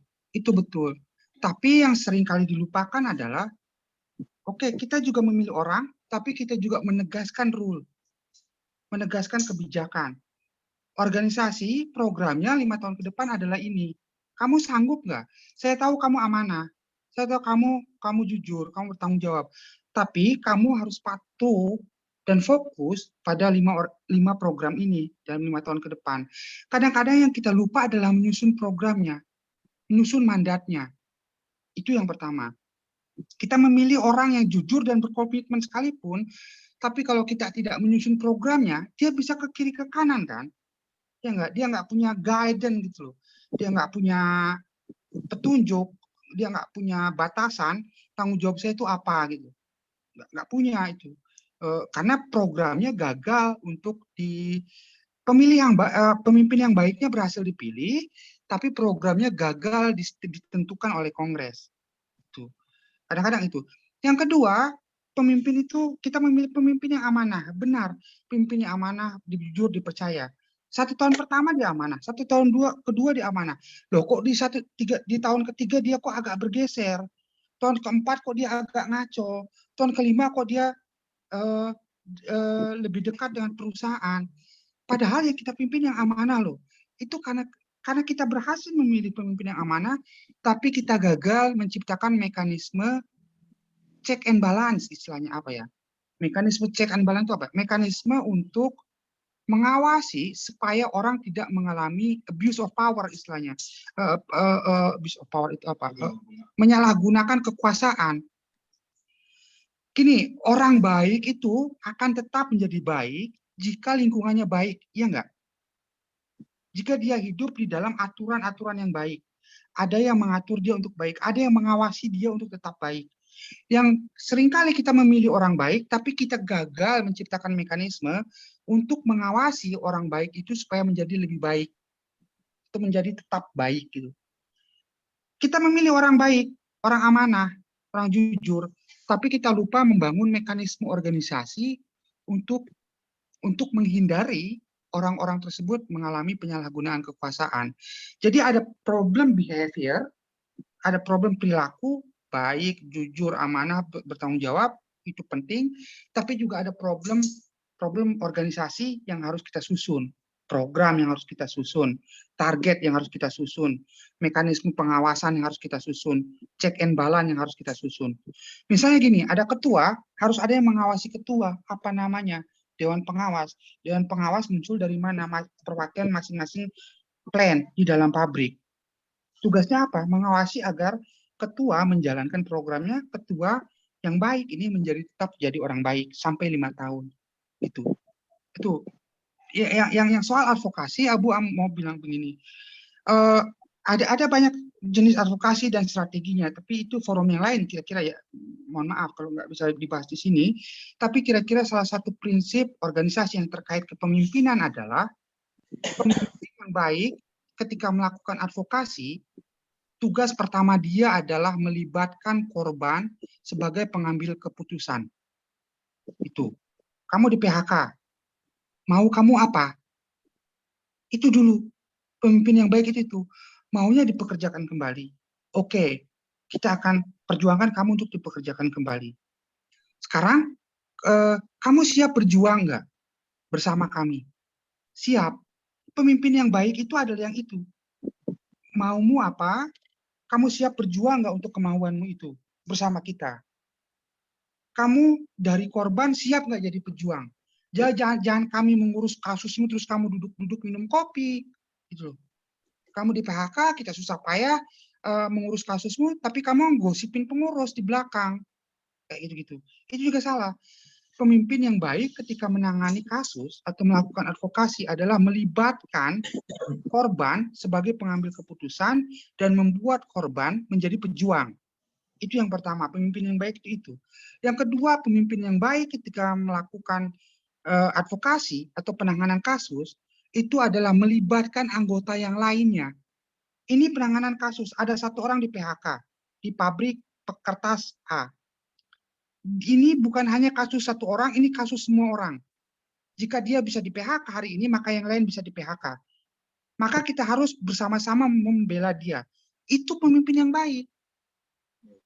Bukan cuma bikin surat mediasi, surat permintaan berunding, ya kan? Itu bisa dipelajari, itu juga penting. Keterampilan teknis itu penting, tapi kan itu bisa dikerjain oleh staf kan, oleh apa? Departemen advokasi kan. Pemimpin itu tugasnya melampaui itu, membuat satu kasus menjadi kasus bersama, membangun solidaritas. Ada satu orang PHK satpam, lalu kita yang di bagian boiler, yang di bagian pemotongan kertas harus bertanggung jawab, harus ikut bersolidaritas terhadap kasus itu. Itu pemimpin yang baik. Kalau cuma bikin kronologis dan segala macam, itu namanya petugas serikat, bukan pemimpin. Kira-kira itu. Satu orang di PHK, semuanya harus bersolidaritas. Jika dia berhasil membangun solidaritas atas satu kasus, maka dia pemimpin yang keren.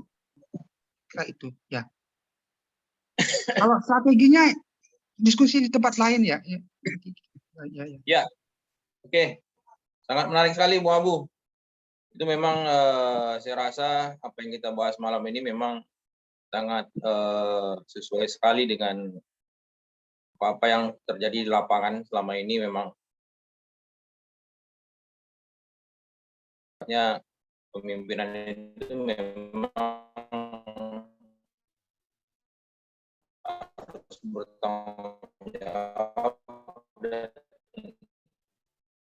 tugas dari serikat ini bukan hanya pemimpin saja yang mengerjakan, juga seorang pemimpin juga harus bisa pemimpin baru, bukan hanya dia saja yang diharapkan jadi pemimpin. Sangat mengedukasi sekali lah dari apa-apa yang sudah disampaikan. Jadi untuk saat ini mungkin ada lagi dari kawan-kawan yang ingin menyampaikan atau menanyakan sebelum kita tutup. Ini udah hampir jam 10. Nanti kita minta closing statement nanti dari Pak Presiden mungkin di dalam meeting kita ini.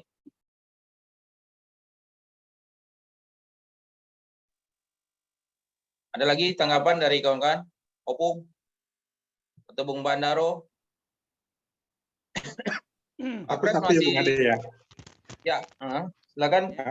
Bung Nelson. Ya, mau ke Bung Abu ya, tapi kawan-kawan juga boleh.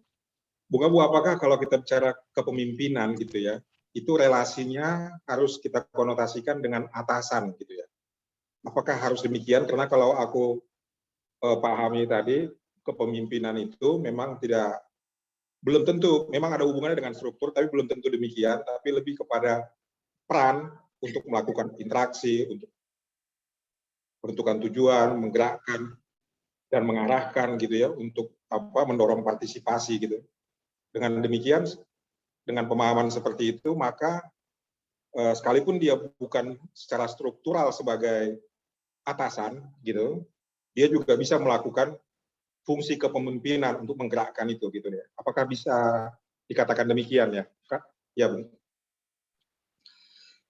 Bisa selama konotasi atasannya bukan konotasi bos ya. Kan pemimpin itu ya atasan tapi bukan bos. Bukan orang yang bisa nyuruh apa saja, bukan tuan atas budak gitu. Ya, sama konotasinya nggak begitu. Kenapa bisa ya? Karena pemimpin itu memang punya kewenangan, diberikan kewenangan, bukan punya, diberikan kewenangan dan tanggung jawab lebih besar gitu. Maka wajar atau sah-sah saja kalau dia dilihat sebagai atasan gitu. Karena salah satu tugas dia memang mendelegasikan tugas dan mensupervisi orang yang diberi tugas, membagi tugas berdasarkan porsinya, berdasarkan kemampuannya, berdasarkan minatnya gitu ya. Orangnya minatnya di mana nih? Minatnya di advokasi, minatnya di pendidikan, minatnya di manajemen, berdasarkan minatnya, dan dia juga berhak untuk mensupervisi, mengawasi, mengecek pemberian tugas itu gitu, menguji gitu. Kan kamu sepakat ya. Jadi kalau sebutan atasan itu konotasinya bukan bos, kalau bos mah kan selalu benar ya. Orang udah kerja keras juga bisa salah kan kalau bos mah ya.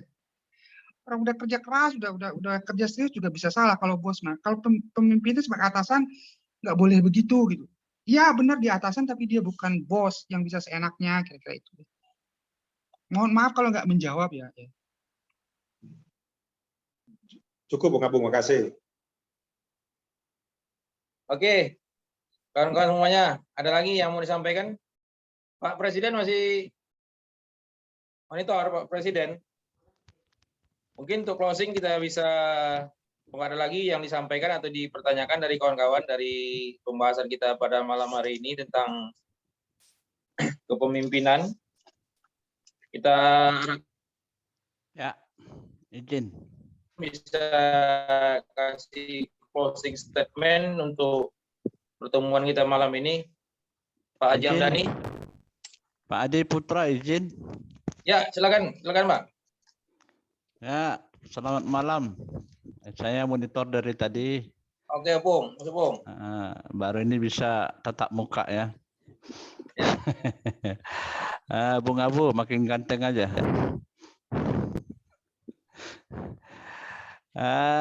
Sedikit tanggapi tentang kepemimpinan ya. Kepemimpinan serikat itu kan termasuk pemimpinnya apa ya? Ada agak aneh juga sebenarnya dia. Dia kan dipilih, diangkat di rapat anggota untuk memimpin.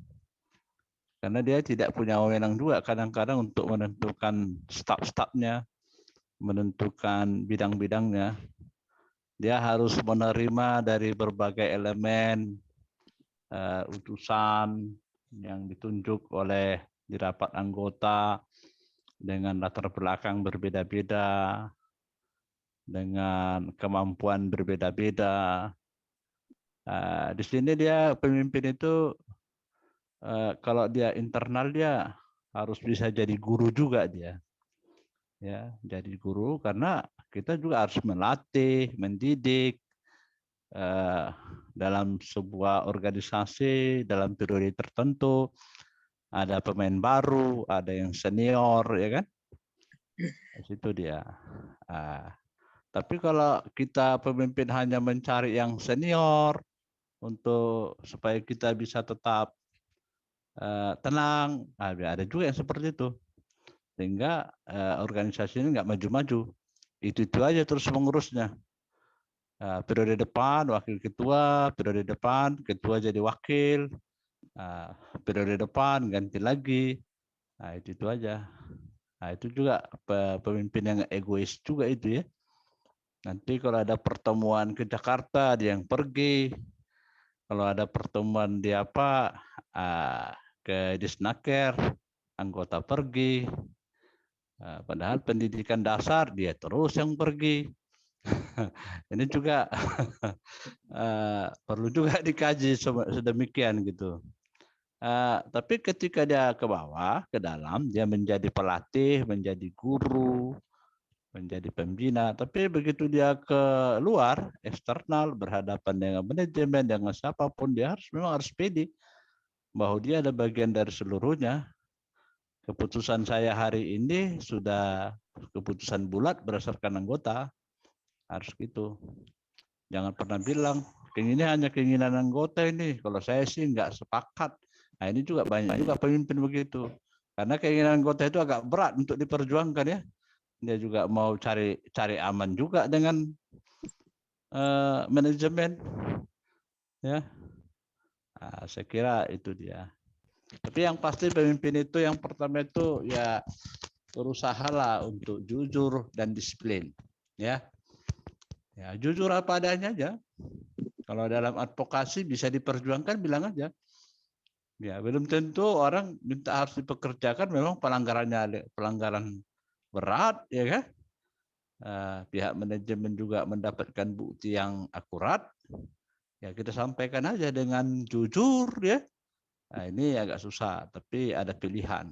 Memang kita harus bawa para korban itu untuk berdiskusi kemungkinan yang pahit harus kita sampaikan.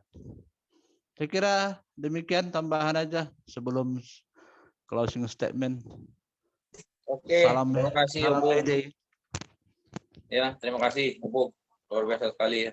Sukan juga. Mungkin Bung Abu mau ditanggapi dari pernyataan dari Opung tadi.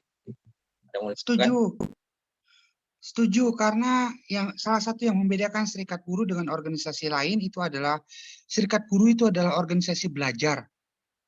Organisasi tempat buruh belajar tentang apa itu adil tidak adil, tentang apa itu berorganisasi, tentang apa itu solidaritas, tentang apa itu memimpin, tentang apa itu dipimpin, tentang apa itu disiplin, tentang apa itu bekerja sama. Serikat buruh itu organisasi belajar, orientasinya ya harus mencetak para pembelajar. Jadi benar kalau kadang-kadang pemimpinnya harus menjadi guru, menjadi pendidik, kayak gitu-gitu ya. Memberikan contoh, menemani, mengerjakan bersama kasusnya, pendidikannya. Karena apa? Salah satu substansi, salah satu pokok, satu karakter utama dari serikat buruh adalah organisasi belajar. Belajar hak-hak buruh, belajar adil dan tidak adil ya, yang tadi. Jadi ya kalau ada pengurus atau pemimpin yang memang juga berfungsi menjadi guru, itu memang sudah seharusnya ya. Memang itu yang baik gitu. Maksudnya setuju ya. Tapi selama proses belajarnya demokratis gitu ya. Belajarnya bareng-bareng. Nggak ada satu orang yang paling tahu, yang lain bodoh gitu. Nggak begitu juga belajarnya ya, nggak kayak di sekolah ya. Belajarnya ini belajar orang dewasa ya, belajar bersama, bertukar pengalaman, bertukar pikiran secara setara gitu ya. Itu yang membedakannya adalah metode belajarnya. Tapi menjadi guru, belajar itu ya serikat buruh. Tapi metode belajar yang membedakan serikat buruh dengan sekolah apa? Di serikat buruh metode belajarnya orang dewasa, orang bertukar pikiran, berbagi pengalaman sama-sama, gitu. Demokratis pengetahuannya. Kira-kira itu ya.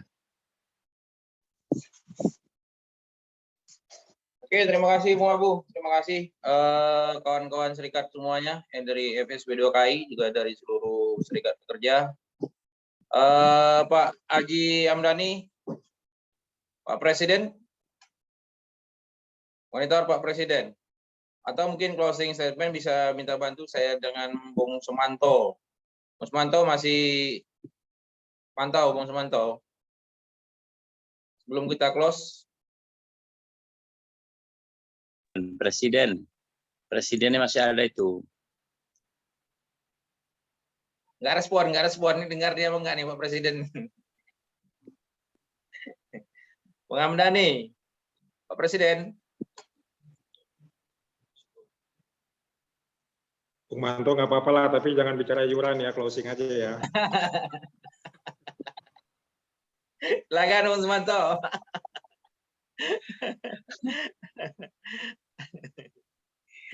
Wakil Presiden ada Wakil Presiden. Baik, Assalamualaikum warahmatullahi wabarakatuh. Selamat malam. Waalaikumsalam warahmatullahi wabarakatuh. Terima kasih, Bung Abu. Luar biasa, lama nggak ketemu, sekali ketemu menggebu-gebu ya. Saya senang mengikutinya, pelatihannya, dari penjelasan-penjelasan sampai dengan jawaban-jawabannya itu semua mengena, relevan, tidak hanya teori tapi berdasarkan mungkin pengalaman-pengalaman di lapangan ya, sehingga sangat aplikatif ya. Yang Bung Abu sampaikan itu bisa aplikatif, real, ya, itu bisa dilaksanakan itu. Tinggal mau atau tidak kita melaksanakan hasil setiap pelatihan. Ya, pelatihan kepemimpinan yang saya pikir gaya serikat sekali gitu. Tidak hanya teori para ahli, tidak hanya, tapi memang sangat aplikatif lah. Ya, kita berharap ilmu yang sudah didapatkan, sharing-sharing, diskusi-diskusi hasilnya tadi bisa kita terapkan untuk ya pemimpin serikat, baik di SPA, di pimpinan pusat, dan bisa dijadikan ya cerminan dan introspeksi lah, barangkali apa yang disampaikan baik secara teori maupun praktek yang selama ini kita lakukan, banyak hal-hal yang kontradiktif dengan disampaikan oleh Bung Abu ya, karena ini proses belajar dan kita sesadar-sadarnya bahwa memang manusia itu adalah tempatnya bersalah. Kita tidak usah ragu dan malu untuk mengakui tentang kesalahan-kesalahan cara memimpin kita yang kita lakukan, baik perlakuan kita dengan sesama pemimpin maupun kepada serikat pekerja anggota. Ya, kepada peserta-peserta yang lain terima kasih, sampai pukul 10 lewat masih tetap bertahan. Ya, 25 ke atas terus pesertanya Bung Abu. Ya. Jadi ke depan untuk pelatihan-pelatihan yang seperti ini jangan bosan-bosannya juga. Ajak terus rekan-rekan yang lain, walaupun dalam kondisi Zoom seperti ini, tetapi saya yakin dan percaya ini sangat bermanfaat. Tidak mengurangi makna dari pelatihan kalau dilakukan secara offline itu. Demikian ya, kawan-kawan, lebih kurang mohon maaf. Saya mewakili Presiden. Selamat malam. Assalamualaikum warahmatullahi wabarakatuh. Waalaikumsalam warahmatullahi wabarakatuh. Terima kasih. Hidup buruh. Terima kasih ya, moderator. Waalaikumsalam. Terima kasih sudah diundang. Ya. Terima kasih Bung Abu. Terima kasih Terima kasih Bung Manto, Opung, terima kasih semuanya kawan-kawan. Adik, Ya, sangat Ida. Ya, sangat gratis sekali ya latihan kita malam hari ini. Semoga ada info-info yang bisa kita serap, juga bisa merubah cara-cara kepemimpinan kita sebagai seorang pemimpin di serikat pekerja yang kita pimpin. Oke, saya sebagai moderator mohon maaf apabila ada kesalahan kata atau kesalahan ejaan atau pemilihan nama. juga mewakili serikat kerja dan juga mewakili LSP 2KI juga saya mohon maaf juga ada kata saya yang salah. Dan terima kasih Bung Abu. Mungkin Bung Nelson ada lagi yang mau disampaikan? Cukup kawan-kawan, terima kasih. Kita bisa close, bisa live, tapi kalau ada yang mau ngobrol-ngobrol lagi di sini, silakan aja. Kasih Bu Nelson, udah lama nggak ketemu. Kapan-kapan ke Sumsel ya? Terima kasih sudah bergabung. Bung Nelson di Jakarta, Bung Abu. Oke, Iya, izin live. Tangerang ya. Selamat malam. Salam Ya. perjuangan. Salam. Diri Guru. Di Guru. Kapan-kapan Abu mampir ya. Sumsel ya. Silakan, Bu Kamu. Izin live guru, izin live guru. Salam kenal dari Riau. Salam kenal. Ya, salam kenal. Makasih. Selamat malam. Assalamualaikum. Selamat malam, Bung Abu. Terima kasih. Baik. Baik kawan-kawan ya, aku live ya. Biar kita istirahat. Siap. Kami sudah selesai. Soalnya anak istri suami kita juga berhak atas kita kan, jadi kita live dulu. Terima kasih, Bung Panolo. Sampai jumpa. Enak kopinya kayaknya. Bego. Nanti acara di Pekanbaru tempat kita di tempatnya Bung Bandaro. Iya. Amin. Siapan. Oke, Oke, selamat Bu, malam. sampai jumpa ya. Ya. Ya. Terima kasih, Bu. Ya, Oke. Selamat malam ya. Oke, Malam. Bu.